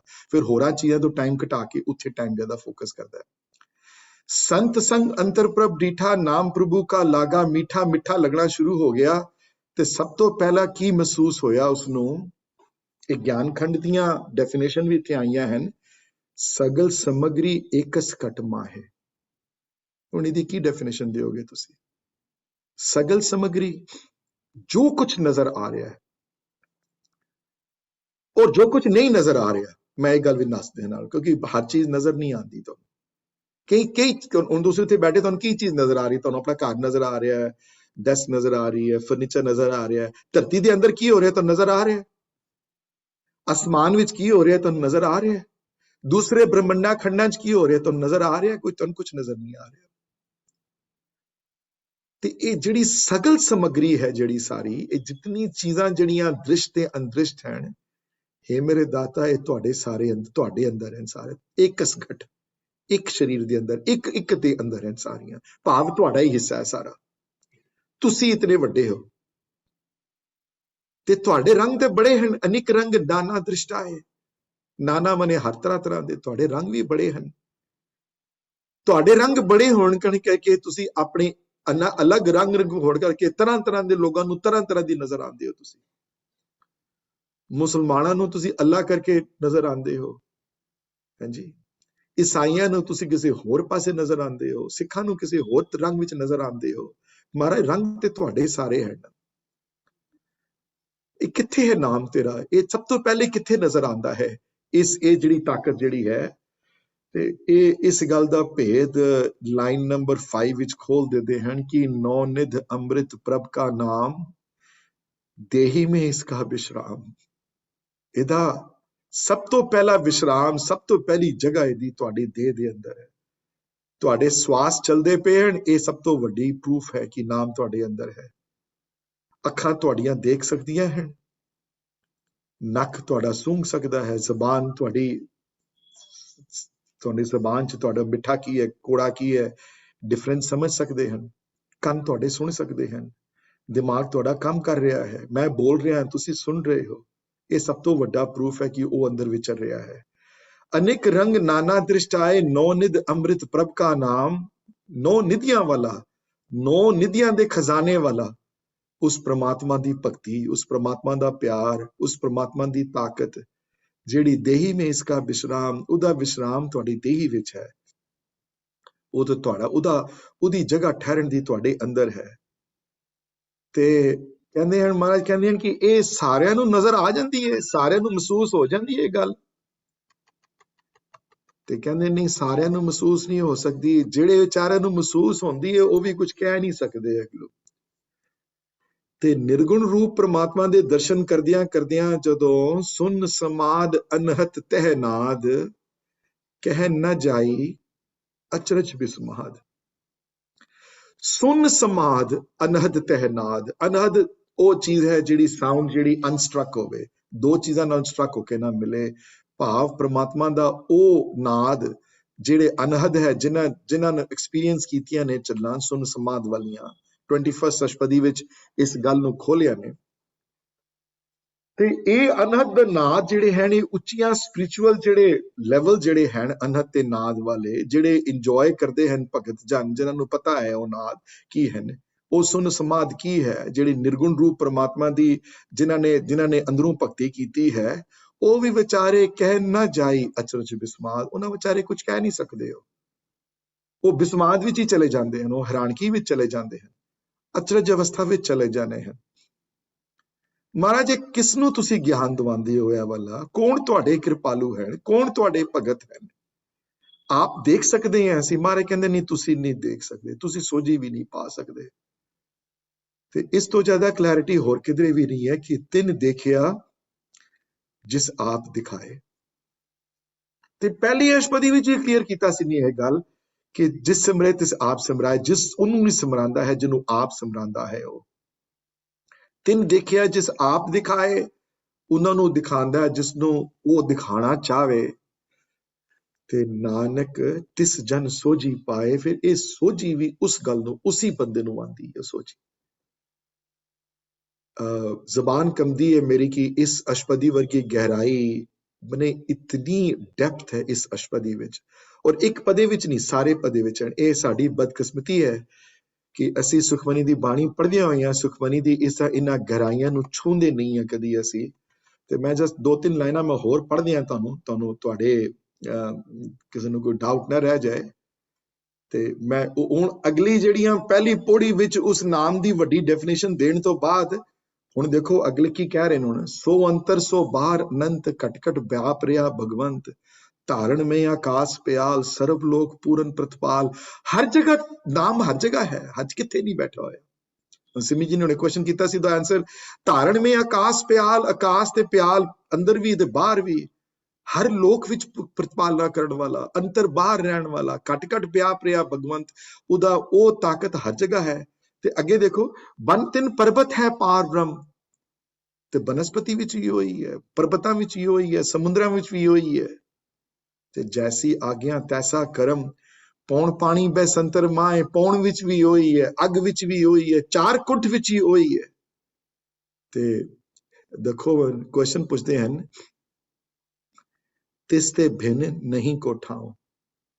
ਉਸ ਤੋਂ ਸਿਵਾਏ ਹੋਰ ਕੁਝ ਵੀ ਨਹੀਂ ਹੈ ਹੋਰ, ਕਿਉਂਕਿ ਉਹ ਆਪ ਉਹਦੇ ਵਿੱਚ ਹੈ, ਅਸੀਂ ਉਹਦੇ ਵਿੱਚ ਹਾਂ ਆਪ। ਦੇਖੋ ਮੈਨੂੰ ਕੋਈ ਕੁਐਸਚਨ ਕੋਈ ਕਰੇ, ਕੋਈ ਇਹ ਕੁਐਸਚਨ ਮੈਨੂੰ ਕੋਈ ਪੁੱਛ ਲੈ ਕਿ ਪੁੱਛੇ ਵੀ ਤੁਸੀਂ ਕਿੱਥੇ ਰਹਿੰਦੇ ਹੋ, ਤਾਂ I will say I Liv in LA। ਤਾਂ ਉਹ ਪੁੱਛੇਗਾ ਕਿ ਅੱਛਾ ਤੁਸੀਂ LA ਰਹਿੰਦੇ, ਤੁਹਾਨੂੰ ਪਤਾ ਹੈ ਕਿ ਅਮਰੀਕਾ ਕਿੱਥੇ ਹੈ? ਤਾਂ ਕਹੇਗਾ ਪਾਗਲ ਹੈ, ਕੀ ਕੁਐਸਚਨ ਪੁੱਛਦਾ ਪਿਆ ਤੂੰ? ਅਮਰੀਕਾ ਤੇ ਲਾਸ ਐਂਜਲਸ ਅਮਰੀਕਾ ਦਾ ਹਿੱਸਾ ਹੈ, ਜਾਂ ਪੁੱਛੇ ਮੈਨੂੰ ਕੋਈ ਤੁਸੀਂ LA ਰਹਿੰਦੇ ਹੋ, ਤੁਸੀਂ ਕੈਲੀਫੋਰਨੀਆ ਕਦੀ ਗਏ ਹੋ, ਤੇ ਇਹ ਕਿ ਕਿੱਥੋਂ ਪਾਗਲ ਆ ਗਿਆ ਹੈ। ਕੈਲੀਫੋਰਨੀਆ ਤੇ LA is a part of California, you know. California ਦੇ ਇੰਨੇ ਵੱਡੇ ਸਟੇਟ ਵਿੱਚ ਇੱਕ ਸ਼ਹਿਰ ਹੈ ਲਾਸ ਐਂਜਲਸ, ਜਿਹਦੇ ਵਿੱਚ ਰਹਿੰਦੇ ਹਾਂ ਅਸੀਂ। ਤੇ ਕੋਈ ਪ੍ਰਮਾਤਮਾ ਕਿੱਥੇ ਹੈ? ਤੇ ਪ੍ਰਮਾਤਮਾ ਕਿੱਥੇ? ਪ੍ਰਮਾਤਮਾ ਵਿੱਚ ਤੇ ਰਹਿ ਰਹੇ ਹੋ ਤੁਸੀਂ, ਉਹਦੇ ਵਿੱਚ ਤੁਸੀਂ ਹਰ ਜਗ੍ਹਾ ਵਿਚਰਣ ਹੀ ਉਹਦੇ ਅੰਦਰ ਹੋ ਰਿਹਾ ਸਾਰਾ। ਉਹ ਹੈ ਕਿੱਥੇ? ਹੈ ਇੱਥੇ ਹੀ ਹੈ। ਉਹ ਨਜ਼ਰ ਨਹੀਂ ਆਉਂਦਾ ਤੁਹਾਨੂੰ, ਤੇ ਉਹ ਤੇ ਫਿਰ ਉੱਤੇ ਗੱਲ ਆਈ ਹੈ ਨਾ, ਫਿਰ ਜਿਹਦੇ ਉੱਤੇ ਉਹਦਾ ਹੋਵੇ, ਜਿਹਦੇ ਉੱਤੇ ਹੋਵੇ ਉਹ। Suddenly my screen has disappeared. I don't know what I did, but just give me 1 second. I don't know what I did.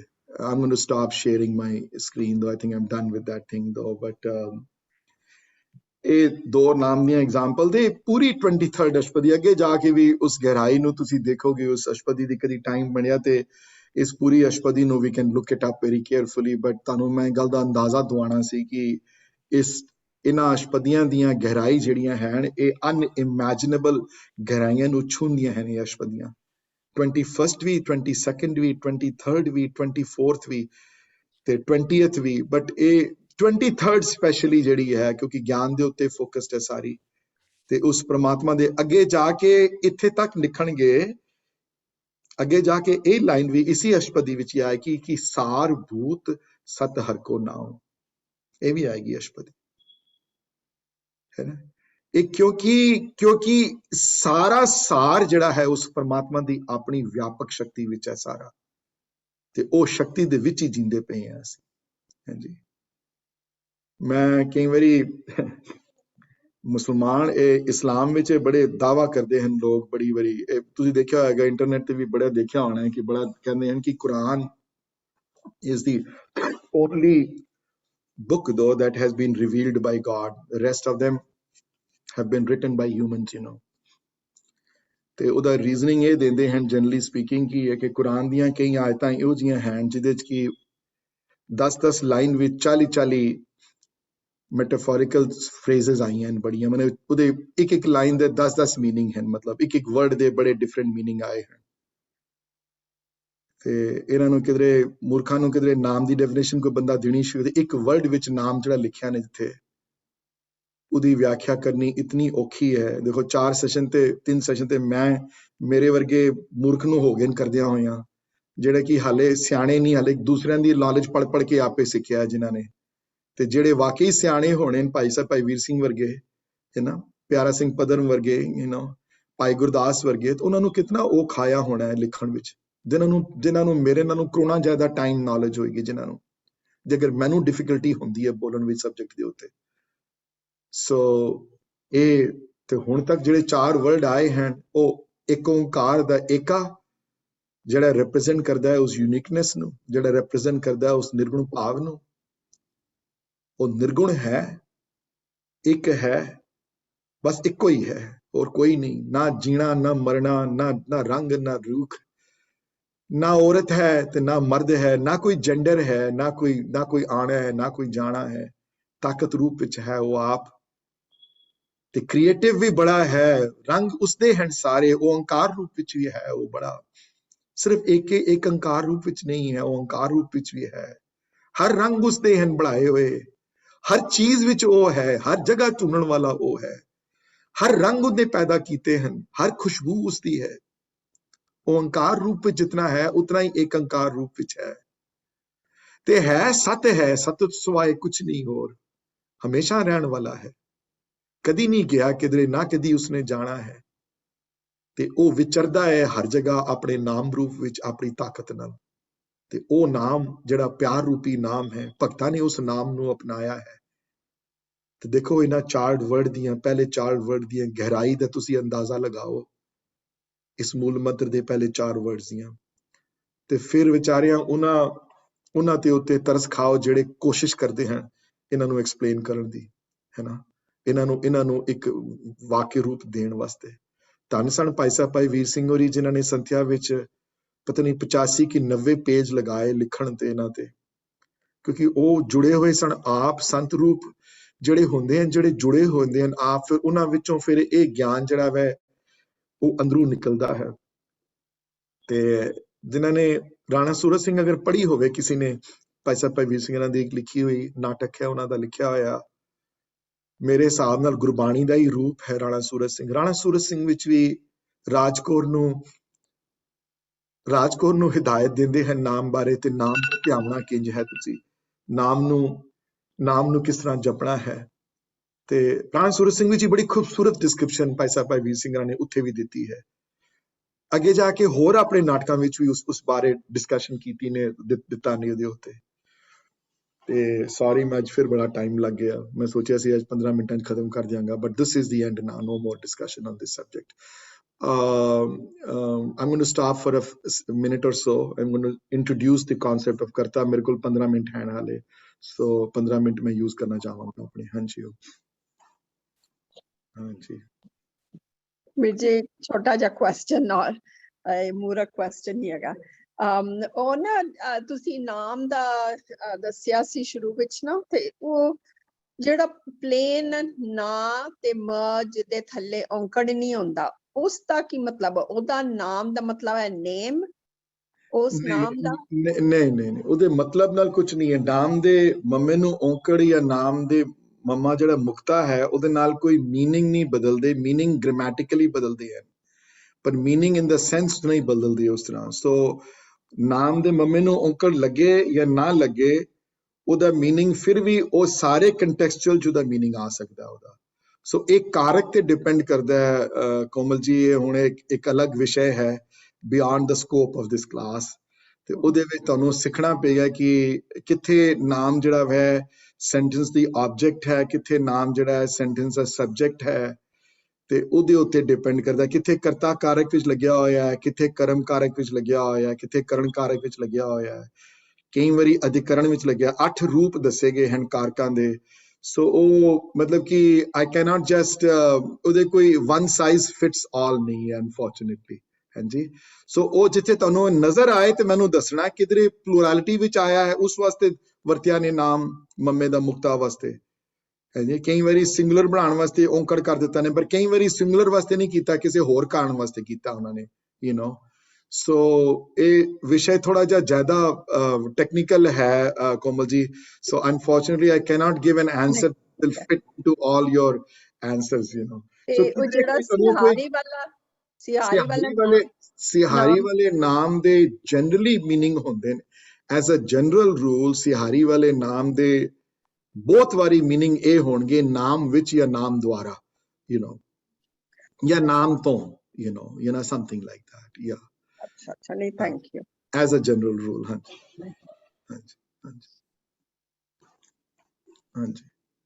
Anybody else has somebody else wanted to ask question though? No? Okay. ਹੁਣ ਤੱਕ ਜਿਹੜੀ discussion ਆਈ ਹੈ ਨਾ ਮੂਲ ਮੰਤਰ ਦੀ, ਏਕੇ ਦੀ definition 7 ਦਿੱਤੀ ਨੇ, ਤੇ ਇੱਕ ਓੰਕਾਰ ਦੀ ਫਰਦਰ ਡੈਫੀਨੇਸ਼ਨ ਨਾਮ ਦਿੱਤੀ ਨੇ। ਤੇ ਸਤਨਾਮ ਮਤਲਬ ਹੈ ਉਹ ਪ੍ਰਮਾਤਮਾ ਦਾ ਪਿਆਰ, ਉਹ ਪ੍ਰਮਾਤਮਾ ਦੀ ਤਾਕਤ, ਉਹ ਪ੍ਰਮਾਤਮਾ ਦੀ ਹੋਂਦ, ਉਹ ਪ੍ਰਮਾਤਮਾ ਦੀ ਮੈਨੀਫੈਸਟੇਸ਼ਨ ਜਿਹੜੀ ਹਮੇਸ਼ਾ ਵਾਸਤੇ ਰਹੀ ਹੈ ਤੇ ਅੱਗੇ ਵੀ ਹੋਏਗੀ। ਉਹ ਤਾਕਤ ਸਤ ਹੈ, ਉਹ ਸਤ ਸਿਵਾਏ ਕੁਝ ਨਹੀਂ ਹੋਰ। ਇਸ ਤਾਕਤ ਦਾ, ਇਸ ਮੈਨੀਫੈਸਟੇਸ਼ਨ ਦਾ ਕੋਈ ਜੈਂਡਰ ਨਹੀਂ, ਨਾ ਉਹ ਔਰਤ ਹੈ ਤੇ ਨਾ ਮਰਦ ਹੈ ਕੋਈ, ਨਾ ਜਾਨਵਰ ਹੈ ਤੇ ਨਾ ਕੋਈ, ਇਹਦੀ ਕੋਈ ਨਾ ਜੈਂਡਰ ਹੈ ਤੇ ਨਾ ਕੋਈ ਇਹਦਾ ਕੋਈ, ਨਾ ਵਨਸਪਤੀ ਹੈ ਤੇ ਨਾ ਕੋਈ ਮੈਮਲ ਹੈ, ਨਾ ਕੋਈ ਕਿਸੇ ਨਾ ਕੋਈ ਅੰਡਜ ਹੈ, ਨਾ ਕੋਈ ਪਹਾੜ ਹੈ ਤੇ ਨਾ ਕੋਈ ਇਹ ਬਿਯੋਂਡ ਉਹਨਾਂ ਤੋਂ ਚੀਜ਼ਾਂ ਜਿਹੜੀਆਂ ਹਨ। ਇਹ ਸਤਨਾਮ ਹੈ ਉਦੋਂ। ਤੇ ਜਦੋਂ ਸਤਨਾਮ ਦਾ ਜਦੋਂ ਜਾਪ ਕਰਦਾ ਹੈ ਤੇ ਉਹ ਸਾਰਾ ਕੁਝ ਉਹਦੇ ਚ ਇਨਕੰਪਸ ਹੋ ਜਾਂਦਾ ਹੈ ਨਾ। ਵਾਹਿਗੁਰੂ ਮੰਤਰ ਦਾ ਜਦੋਂ ਜਾਪ ਕਰਦਾ ਹੈ ਤੇ ਇਹਨਾਂ ਚੀਜ਼ਾਂ ਸਾਰਿਆਂ ਵਿੱਚ ਇਨਕੰਪਸ ਹੋ ਜਾਂਦੀਆਂ ਹਨ ਸਾਰੀਆਂ। ਤੇ ਕਈ ਜਾਪ ਸਤਨਾਮ ਵਾਹਿਗੁਰੂ ਦਾ ਕਰਦੇ ਹਨ, ਉਹਦੇ ਵਿੱਚ ਸਾਰਾ ਕੁਝ ਇਨਕੰਪਸਿੰਗ ਆ ਜਾਂਦੀ ਹੈ। ਤੇ ਸਤਨਾਮ ਜਿਹੜਾ ਹੈ ਇਹ ਸਭ ਤੋਂ ਵੱਡਾ ਜਿਹੜਾ ਹੈ, ਇਹਦੇ ਵਿੱਚ ਸਾਰਾ ਕੁਝ ਇਨਕੰਪਸਿੰਗ ਹੈ। ਹੁਣ ਡਿਸਕਸ਼ਨ ਸ਼ੁਰੂ ਹੋਈ ਹੈ ਪਰਮਾਤਮਾ ਦੇ ਐਟਰੀਬਿਊਸ਼ਨਲ ਨੇਮਸ ਬਾਰੇ। ਹੁਣ ਟੌਪਿਕ ਬਦਲ ਗਿਆ। ਹੁਣ ਟੌਪਿਕ ਹੈ ਕਿ ਹਾਂ ਇਹ ਪਰਮਾਤਮਾ ਸਤ ਰੂਪ ਤੇ ਨਾਮ ਰੂਪ ਚ ਤਾਂ ਹੈ ਹੀ ਹੈ, पर ये परमात्मा के लक्षण क्यों जे हैं परमात्मा दे की करन वाला है कौन है वो एट्रीब्यूट्स की हैं इस परमात्मा दे हुण उहदी लिस्ट बनाई ने अगे ते उस लिस्ट विच सब तो पहला नाम जिहड़ा करता लिखिया उन्होंने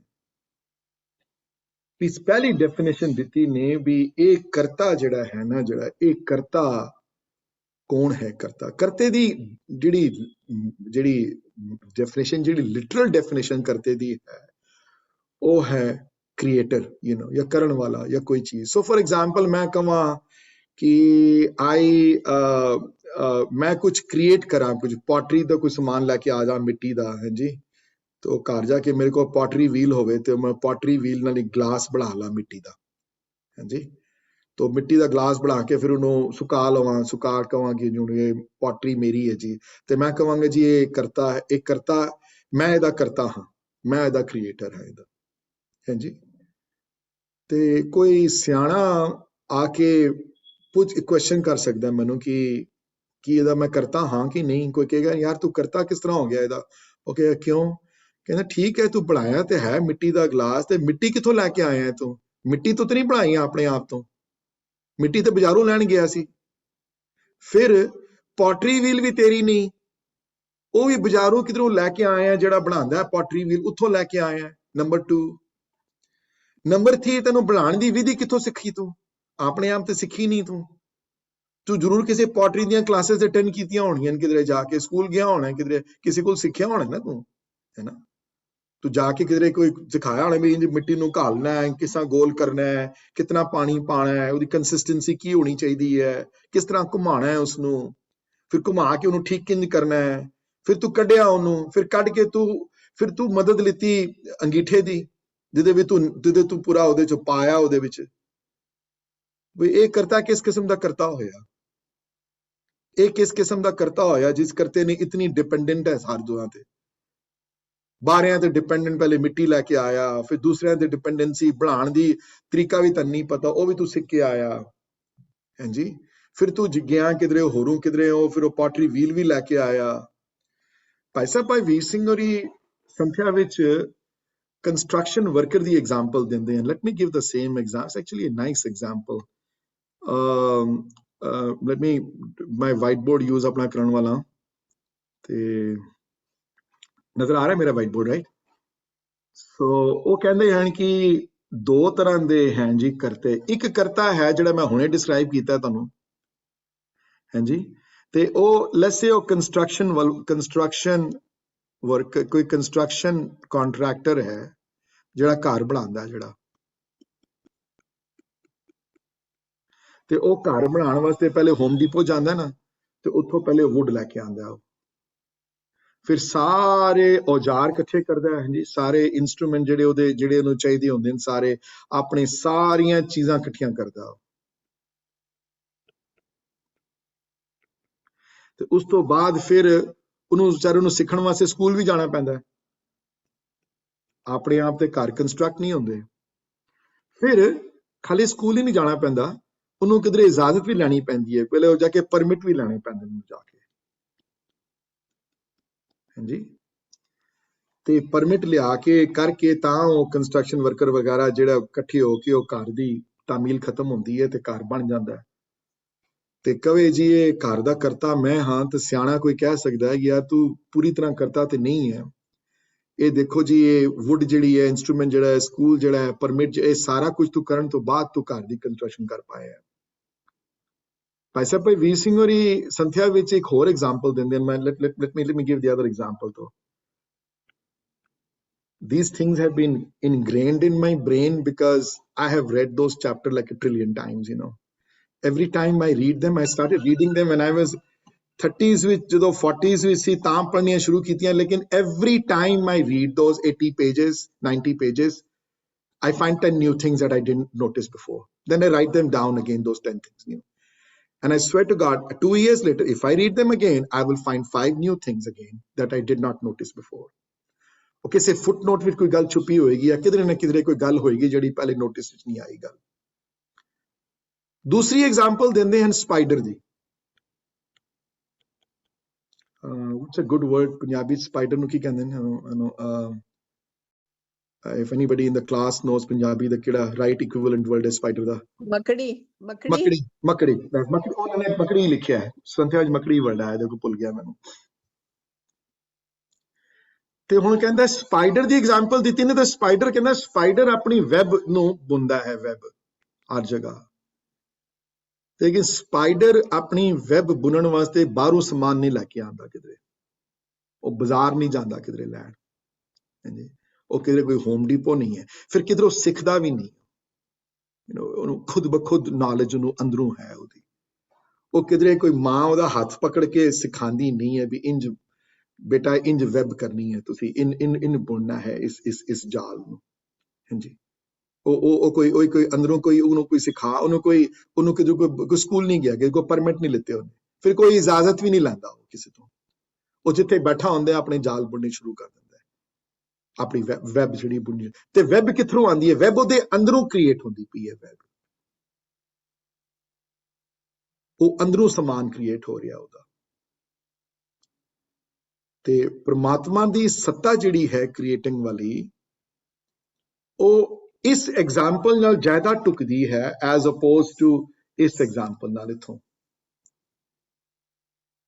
ਪਰ ਭਾਈ ਸਾਹਿਬ ਜਦੋਂ ਐਗਜ਼ਾਮਪਲ ਦੇਣ ਤੋਂ 2 ਪੈਰਾਗ੍ਰਾਫ ਬਾਅਦ ਇਸ ਗੱਲ ਤੋਂ ਵੀ ਮੁਕਰ ਜਾਂਦੇ ਨੇ ਕਹਿੰਦੇ ਨੇ ਹਾਂ ਇਹ ਤੇ ਗੱਲ ਠੀਕ ਹੈ ਕਿ ਵੈਬ ਉਹਦੇ ਅੰਦਰੋਂ ਆਈ ਹੈ ਲੇਕਿਨ ਵੈਬ ਬਣਾਉਣ ਵਾਸਤੇ ਕੁਝ ਖਾਦਾ ਤੇ ਹੋਵੇਗਾ ਨਾ ਉਸਨੇ ਕੁਝ ਤੇ ਉਹਨੇ ਭੋਜਨ ਲਿੱਤਾ ਹੋਣਾ ਨਾ ਕੋਈ ਤਾਂ ਹੀ ਅੰਦਰੋਂ ਉਹਦੇ ਅੰਦਰ ਤਾਕਤ ਆਈ ਵੈਬ ਬਣਾਉਣ ਦੀ ਕੁਝ ਤੇ ਡਿਪੈਂਡੈਂਟ ਹੈ ਨਾ ਵੈਬ ਬਣਨ ਦੀ ਜਿਹੜੀ ਉਹ ਵੈਬ ਜਿਹੜੀ ਉਹ ਕੱਦਾ ਪਿਆ ਹੈ ਉਹ ਖਾਣ ਵਾਸਤੇ ਕੁਝ ਨਾ ਕੁਝ ਤੇ ਖਾਦਾ ਹੋਣਾ ਨਾ ਉਹਦੇ ਅੰਦਰ ਜ਼ਰੂਰ ਕੁਝ ਨਾ ਕੁਝ ਤੇ ਉਹਨੇ ਕੰਜ਼ੂਮ ਕੀਤਾ ਹੋਣਾ ਨਾ ਅੰਦਰ ਜੋ ਵੀ ਉਹਨੇ ਕੰਜ਼ੂਮ ਕਰਦਾ ਪਿਆ ਹੋ ਕਿਸੇ ਕੀੜੀ ਨੂੰ ਖਾਦਾ ਹੋਵੇ ਜਾਂ ਕਿਸੇ ਮੱਛਰ ਨੂੰ ਖਾਦਾ ਹੋਵੇ whatever he does consume something and from that consumption ਉਹ ਵੈਬ ਦੀ ਪ੍ਰੋਡਕਸ਼ਨ ਜਿਹੜੀ ਹੈ ਜਾਰੀ ਕਰ ਸਕਦਾ ਸਾਰੀ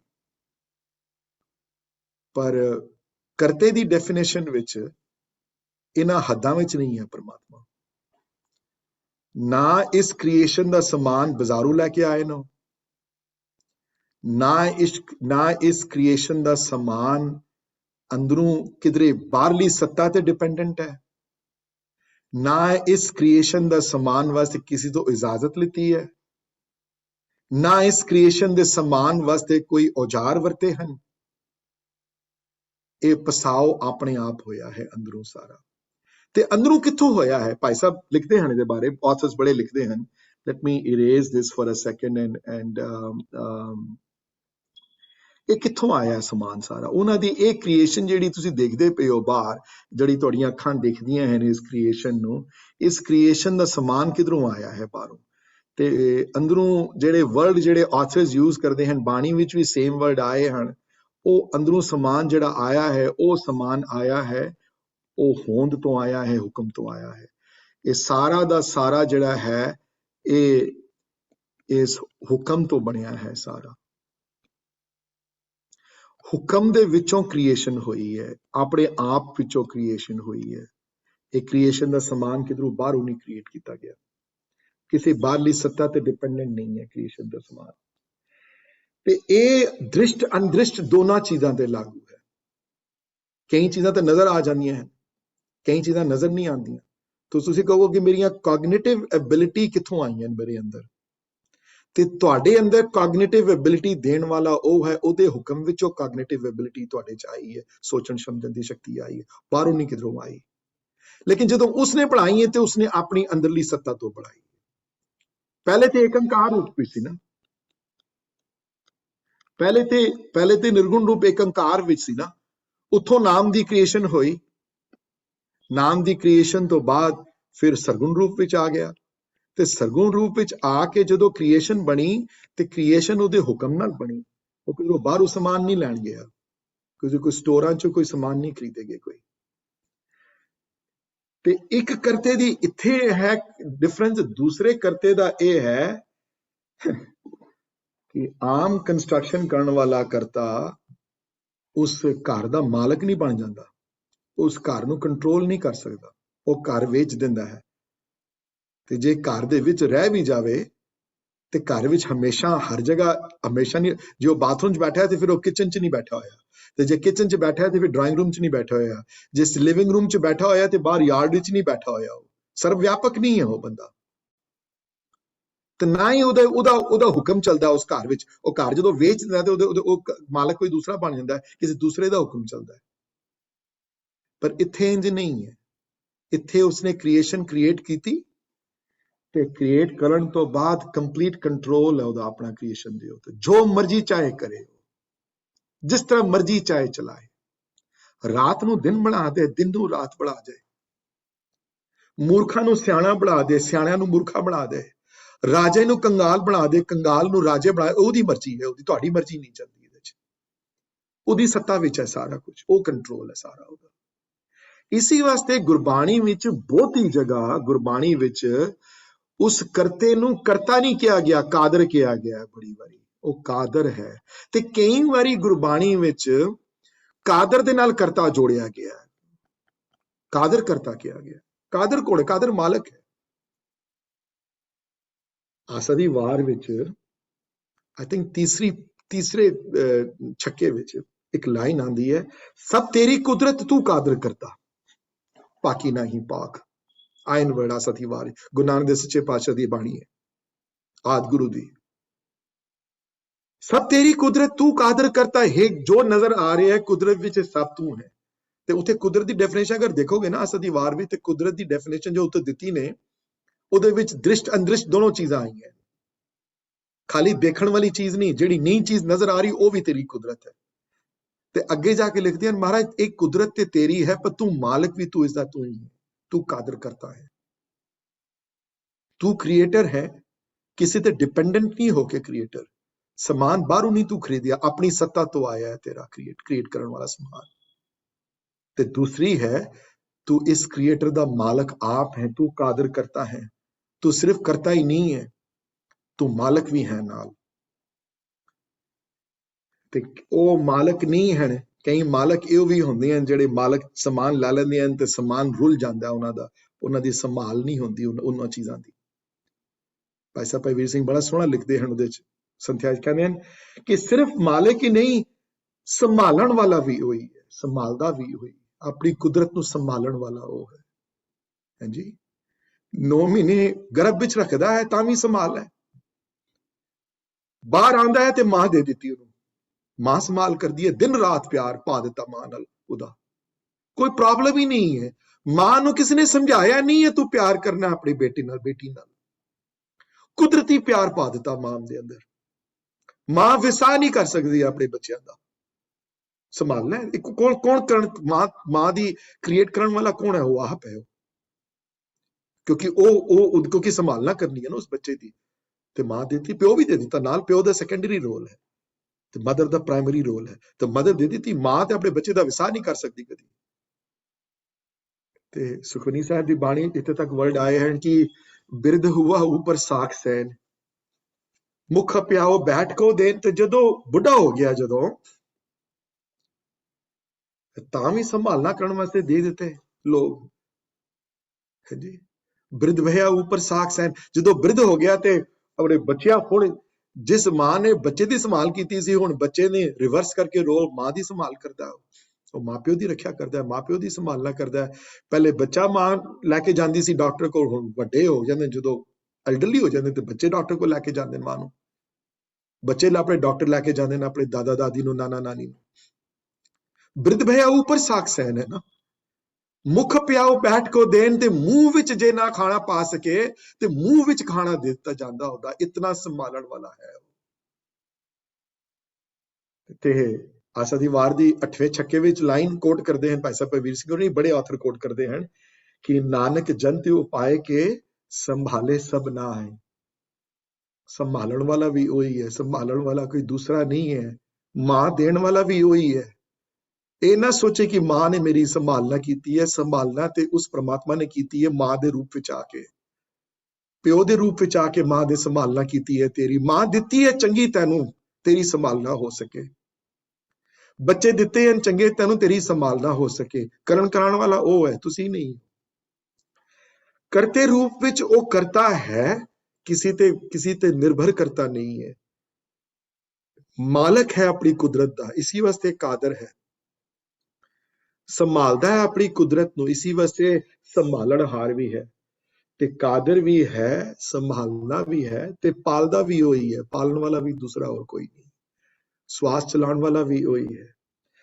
ਪਾਲਣ ਸਾਰਾ ਉਹ ਕਰਦਾ ਹੈ, ਬਾਡੀ ਦੇ ਪਾਰਟਸ ਉਹਨੇ ਦਿੱਤੇ ਹਨ, 2 ਅੱਖਾਂ ਦਿੱਤੀਆਂ ਹਨ ਦੇਖਣ ਵਾਸਤੇ। ਸੁਖਮਨੀ ਸਾਹਿਬ ਦੀ ਬਾਣੀ ਵਿੱਚ ਮੈਨੂੰ ਅਸ਼ਪਦੀ ਨੰਬਰ ਯਾਦ ਨਹੀਂ ਇਹਦਾ, somebody can quote me if I'm wrong, maybe it's 3rd ਜਾਂ 4th ਜਾਂ 5th ਅਸ਼ਪਦੀ ਵਿੱਚ ਇਹ ਵਰਡ ਆਏ ਹਨ, ਦੀਨੇ ਹਸਤ ਭਾਵ ਕਰਨ ਨੇਤਰ ਰਸਨਾ, ਆਏ ਹਨ ਵਰਡ। ਤੇ ਤੁਸੀਂ ਕੋਈ ਕਹੋ ਕਿ ਇਹਦੀ ਕੀਮਤ ਕੀ ਹੈ ਜੀ, ਤੇ ਬਾਜ਼ਾਰੂ ਕੋਈ ਲੈ ਕੇ ਆ ਜਾਏ ਅੱਖਾਂ, ਫਿਰ ਮੈਂ ਦੱਸਾਂ ਕਰੋੜਾਂ ਡਾਲਰ ਚੁੱਕੇ ਹੋਣ, ਅਰਬਾਂ, ਤੇ ਕਹੇ ਜੀ ਅੱਖਾਂ ਬਾਜ਼ਾਰੋਂ ਮੈਂ ਕਿਸੇ ਸਟੋਰ ਤੋਂ 2 ਅੱਖਾਂ ਲੈ ਕੇ ਤੇ ਲਗਾ ਲਵਾਂ। ਦੀਨੇ ਹਸਤ, ਹੱਥ ਦਿੱਤੇ 2,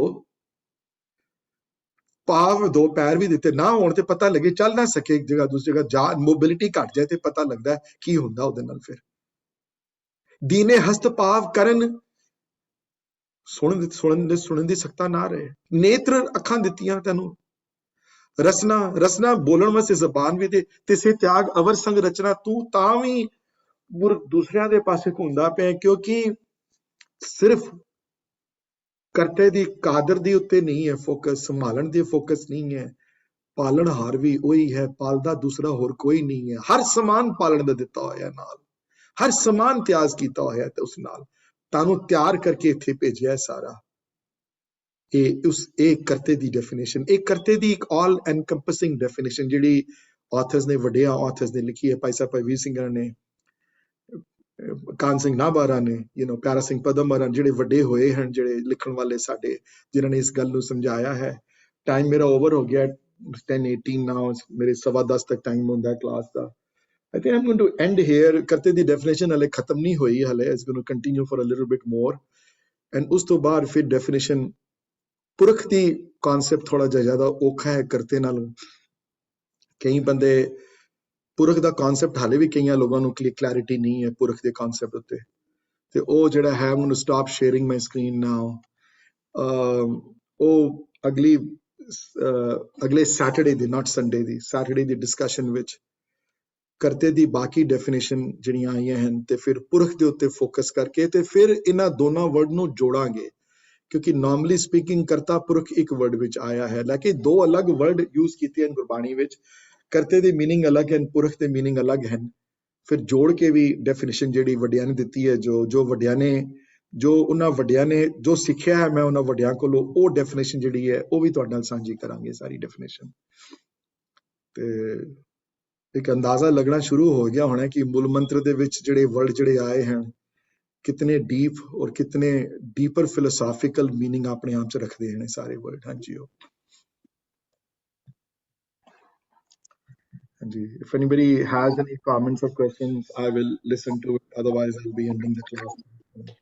ਸੁਰਿੰਦਰ ਜੀ, ਜਦੋਂ ਤੁਸੀਂ ਇਹ ਹੁਕਮ ਸ਼ੁਰੂ ਕੀਤਾ ਸੀ ਨਾ ਕਿ ਕਰਤਾ ਕਿਸੇ ਤੇ ਡਿਪੈਂਡੈਂਟ ਨਹੀਂ, ਇਹ ਸਾਰਾ ਹੁਕਮ ਚੋਂ ਆਇਆ। ਉਦੋਂ ਬਾਅਦ 2-3 ਲਾਈਨਾਂ ਤੁਸੀਂ ਬੋਲੀਆਂ ਸਨ, ਮੇਰਾ ਖਿਆਲ ਹੁਣ ਵਾਪਸ ਜਾ ਕੇ ਸੋਚਣਾ ਮੁਸ਼ਕਲ ਹੋਏਗਾ। ਮੈਨੂੰ ਆਪੇ ਨਹੀਂ ਪਤਾ ਹੁੰਦਾ ਮੈਂ ਕੀ ਬੋਲ ਗਿਆ ਉਸ ਵੇਲੇ। ਹਾਂ, ਤੇ ਜਦੋਂ ਇਹ ਹੁਣ ਆਏਗਾ ਨਾ ਤੁਹਾਡਾ YouTube ਆਏਗੀ, ਫਿਰ ਉਹਦੇ ਤੋਂ ਦੁਬਾਰਾ ਸੁਣ। ਮੇਰਾ ਪ੍ਰੋਬਲਮ ਹੈ ਕਿ ਮੈਂ ਹੁਣ ਮਾਡਰਨ ਅੱਜ ਕੱਲ ਬੜੀ ਜਗ੍ਹਾ ਮੈਨੂੰ ਕਿਤੇ ਕੋਈ ਫੋਨ ਕਈ ਵਾਰੀ ਆਉਂਦੀ ਹੈ ਕਿ ਵੀਰ ਜੀ ਇਸ ਟੌਪਿਕ ਤੋਂ ਬੋਲਦੇ ਹੋ ਤੇ ਆਪੇ ਪਾਵਰ ਪੁਆਇੰਟ ਭੇਜ ਦਿਓ। ਮੈਂ ਕਿਹਾ ਮੇਰੇ ਕੋਲ ਕੋਈ ਪਾਵਰ ਪੁਆਇੰਟ ਨਹੀਂ ਹੈ। ਉਹ ਕਹਿੰਦੇ ਵੀ ਤੁਸੀਂ ਕਿਸ ਤਰ੍ਹਾਂ ਬੋਲਦੇ ਹੋ? ਮੈਂ ਕਿਹਾ ਫਿਰ ਉਹ ਹੀ ਹੈ ਜਿਸ ਤਰ੍ਹਾਂ ਸਿੱਖਿਆ ਉਸ ਤਰ੍ਹਾਂ ਬੋਲਦੇ ਹੀ ਤਾਂ ਹੁੰਦਾ ਨੈਚੁਰਲੀ। तो मेरा कोई ना प्री सेट कोई मोड नहीं है मेरा। So next time when I speak on Karta, I probably start somewhere else, give totally different examples might come to my mind, So unfortunately ਇਹਦੇ ਚ advantage ਤੇ disadvantage ਦੋਨੋਂ ਹੈ। PowerPoint ਦੀ advantage ਹੁੰਦੀ ਹੈ ਕਿ ਫਿਰ ਬੰਦਾ ਉਸੇ ਤਰ੍ਹਾਂ ਹੀ ਬੋਲਦਾ ਉਹ ਜਿਸ ਤਰ੍ਹਾਂ ਲਿਖਿਆ। ਮੈਂ unfortunately ਮੈਂ ਹੱਦ ਵਿੱਚ ਨਹੀਂ ਆਉਣਾ ਚਾਹੁੰਦਾ ਕਿਸੇ ਦੇ। ਮੈਂ I don't want to be surrounded by ਕੋਈ ਜਕੜ ਲਵੇ ਮੈਨੂੰ ਕਿ ਇੰਨਾ ਜਕੜ ਵਿੱਚ ਵੀ ਬੋਲਣਾ ਤੂੰ ਕਿਰੇ ਬਾਹਰ ਨਹੀਂ ਕੁਝ ਕਹਿ ਸਕਦਾ ਤੂੰ। I don't want to be, so unfortunately ਮੈਨੂੰ ਕਈ ਵਾਰੀ ਯਾਦ ਨਹੀਂ ਰਹਿੰਦੀਆਂ ਮੈਂ ਕਿਹੜੀਆਂ ਐਗਜ਼ਾਮਪਲ ਦੇ ਗਿਆ ਕਿਸੇ ਸ਼ਾਇਦ ਦੂਸਰੇ ਨੂੰ। ਸਾਰਾ ਹੁਕਮ ਚੋਂ ਆਇਆ ਤੇ ਹੁਕਮ ਤੇ ਵਾਹਿਗੁਰੂ ਦਾ ਹੀ ਹੈ ਨਾ। ਹੁਕਮ ਚੋਂ ਆਇਆ, ਸਾਰੀ ਸੱਤਾ ਉਹਦੇ ਵਿੱਚੋਂ ਆਈ ਹੈ। ਸਾਰੀ ਕ੍ਰੀਏਸ਼ਨ ਦੀ ਸੱਤਾ ਉਹਦੇ ਵਿੱਚੋਂ ਆਈ ਤੇ ਉਹਦੇ ਵਿੱਚ ਜੇ ਉਹ ਨਹੀਂ ਹੈ ਤੇ ਕੁਝ ਵੀ ਨਹੀਂ।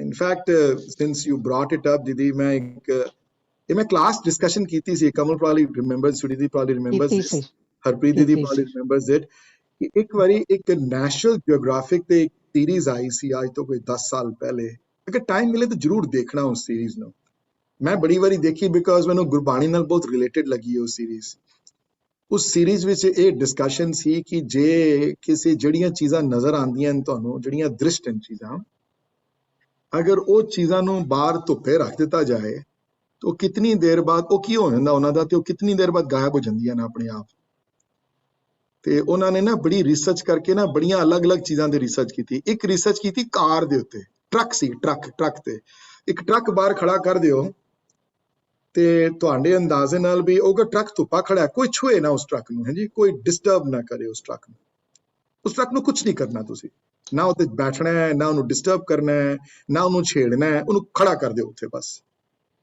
ਤੇ ਅੱਜ ਤੋਂ 100 ਸਾਲ ਬਾਅਦ ਆਓ ਤੇ ਉਹ ਟਰੱਕ ਹੀ ਹੋਏਗਾ ਉੱਥੇ ਉਹ ਟਰੱਕ ਦੀ ਹਾਲਤ ਕੀ ਹੋਏਗੀ ਉਹਦੀ ਮੈਂ ਹੈਰਾਨ ਰਹਿ ਗਿਆ ਇਹ ਸਾਇੰਟਿਫਿਕ ਇਹ ਸਾਰੀ ਜਿਹੜੀ I forgot what the name of the series was now ਪਰ ਮੈਂ ਪਰਸਨਲੀ ਬੜੀ ਵਾਰੀ ਦੇਖਿਆ ਉਸਨੂੰ ਤੇ ਉਹ ਰਿਸਰਚ ਇਹ ਸੀ ਕਿ ਇਸ ਟਰੱਕ ਦੇ 100 ਸਾਲ ਬਾਅਦ ਜਾਂ 150 ਸਾਲ ਬਾਅਦ ਟਰੱਕ ਗਾਇਬ ਹੋ ਜਾਏਗਾ ਟਰੱਕ ਰਹੇਗਾ ਹੀ ਨਹੀਂ ਉੱਥੇ ਪਤਾ ਕਿਹੜਾ ਟਰੱਕ ਦਾ ਹਿੱਸਾ ਰਹਿ ਜਾਏਗਾ ਸ਼ਾਇਦ ਜੇ ਰਹਿ ਜਾਏਗਾ ਤੇ ਉਹਦੇ ਟਾਇਰ ਜਿਹੜੇ ਰਬੜ ਜਿਹੜੀ ਉਹ ਸ਼ਾਇਦ ਰਹਿ ਜਾਣ ਕਿਉਂਕਿ ਉਹਨੂੰ ਗਲਦਿਆਂ ਜ਼ਿਆਦਾ ਟਾਈਮ ਲੱਗਦਾ Believe me or not, what I learned was कि within 100 to 150 or 200 years, वो सारे टिन जड़ा इंजन लोहा वगैरह सब गायब किथे गया वो कहते नहीं वो मिल गया कहते वो एक उन्होंने कहा कि वड्डी एक चीज विच मिल गया सी देख नहीं सकते किथे मिले जिथों आया सी चला गया वापस ते सुखमनी साहब दी बाणी विच कोई डिफरेंट चीज़ां नहीं है प्रभ ते होए प्रभ माहे समात लिखिया है इत्थे भी कोई अलग चीज़ां नहीं लिखियां होईयां कि किथे जांदा बंदा मरण तो बाद कहंदे जिथों आया सी उत्ते विच चला जांदा जन्म मरण नहीं लिखिया होया तां साडे च क्योंकि जन्म मरण नहीं है क्योंकि सब कुछ उदा हिस्सा है अपना ज्ञानी बुझ लेंदे ने इस गल नूं ते करते दी डेफिनेशन च वो चीज़ आएगी हां जी sorry I took a detour again but anyway any more questions though before we end this today's session Vijay, can you tell me कि कोई article जड़ा विस्मात दे उत्ते हैगा that I can read on Bhai Sahib Bhai Vir Singh ਦਾ ਵਿਸਮਾਤ ਤੇ ਬਹੁਤ ਅੱਛਾ ਆਰਟੀਕਲ ਹੈ ਦੀਦੀ ਸੰਥਿਆ ਦੀ ਵੋਲਿਊਮ ਨੰਬਰ 3 ਜਾਂ 4 ਵਿੱਚ ਹੋਣਾ ਜਿੱਥੇ ਆਸਾ ਦੀ ਵਾਰ ਦੀ ਡਿਸਕਸ਼ਨ ਆਈ ਹੈ ਉੱਥੇ ਉਹਨਾਂ ਨੇ ਬਹੁਤ ਸੋਹਣਾ ਲਿਖਿਆ ਵਿਸਮਾਤ ਤੇ ਆਈ ਵੁੱਡ ਰეკਮੈਂਡ ਕਿ ਯੂ ਰੀਡ ਦੈਟ ਵਨ संध्या विच अच्छा ठीक है thank you no problem ਹਾਂਜੀ no more questions ਜੀ sorry I throw a lot of information ਕਈ ਵਾਰੀ ਬੜਾ overwhelming ਹੋ ਜਾਂਦਾ discussion ਹੀ overwhelming ਹੈ ਸਾਰੀ so okay ਜੀ no more question then I'm there's a question by Phula Virji ਹਾਂਜੀ ਇੱਕ ਕੁਐਸਚਨ ਹੈਗਾ Phula Virji ਅੱਛਾ ਉਹ ਵਿਜੇ ਮੈਂ ਦੇਖਿਆ ਨਹੀਂ ਤੁਸੀਂ ਬੜੇ ਟੈਕਨੀਕਲ ਹੋ ਜੀ ਹੱਥ ਖੜਾ ਕੀਤਾ ਤੁਸੀਂ ਮੈਂ ਬੜਾ ਇੰਪ੍ਰੈਸਡ ਹਾਂ ਮੈਂ ਤੁਹਾਡੇ ਨਾਲ ਮੈਨੂੰ ਤੇ ਪਤਾ ਵੀ ਨਹੀਂ ਇਹ ਵੀ ਹੋ ਸਕਦਾ ਹੈ ਪੁੱਛੋ ਜੀ ਆਪਣਾ ਅਨਮਿਊਟ ਕਰ ਲਓ ਆਪਣੇ ਆਪ ਨੂੰ ਵੀਰ ਜੀ ਹਾਂਜੀ ਮੈਂ ਕੱਲ ਪੁੱਛਿਆ ਜੀ ਆਪਣੀ ਬੇਟੀ ਕੋਲੋਂ ਕਿ ਹੈਂਡ ਕਿੱਦਾਂ ਖੜਾ ਕਰਨਾ ਸੋ ਮੇਰਾ ਕਹਿਣ ਦਾ ਭਾਵ ਇਹ ਸੀ ਕਿ ਭਾਈ ਵੀਰ ਸਿੰਘ ਜੀ ਦਾ ਮੈਂ ਪੜ੍ਹਿਆ ਤੇ ਉਹਨਾਂ ਨੇ ਇੱਕ ਲਾਈਨ ਵਿੱਚ ਕਰਤਾ ਪੁਰਖ ਦੇ ਅਰਥ ਕੀਤੇ ਨੇ ਕਰਤਾਰ ਰਚਨਹਾਰ ਹੈ ਜੋ ਰਚ ਕੇ ਆਪਣੀ ਕ੍ਰਿਤ ਵਿੱਚ ਵਿਆਪਕ ਹੈ ਬਿਲਕੁਲ this is the one sentence definition of karta ਤੇ which ਬੜੀ will take us 2 or 3 class sessions to understand what the paisa means here ਪਰ ਇੱਕ ਸੈਂਟੈਂਸ ਵਿੱਚ ਦੇਖਣਾ ਹੋਵੇ ਤੇ ਇਹੀ ਹੈ ਡਿਟੇਲ ਚ ਤੁਸੀਂ ਦੱਸ ਦਿੰਦੇ ਹੋ ਜੀ ਸਮਝ ਲੱਗ ਜਾਂਦੀ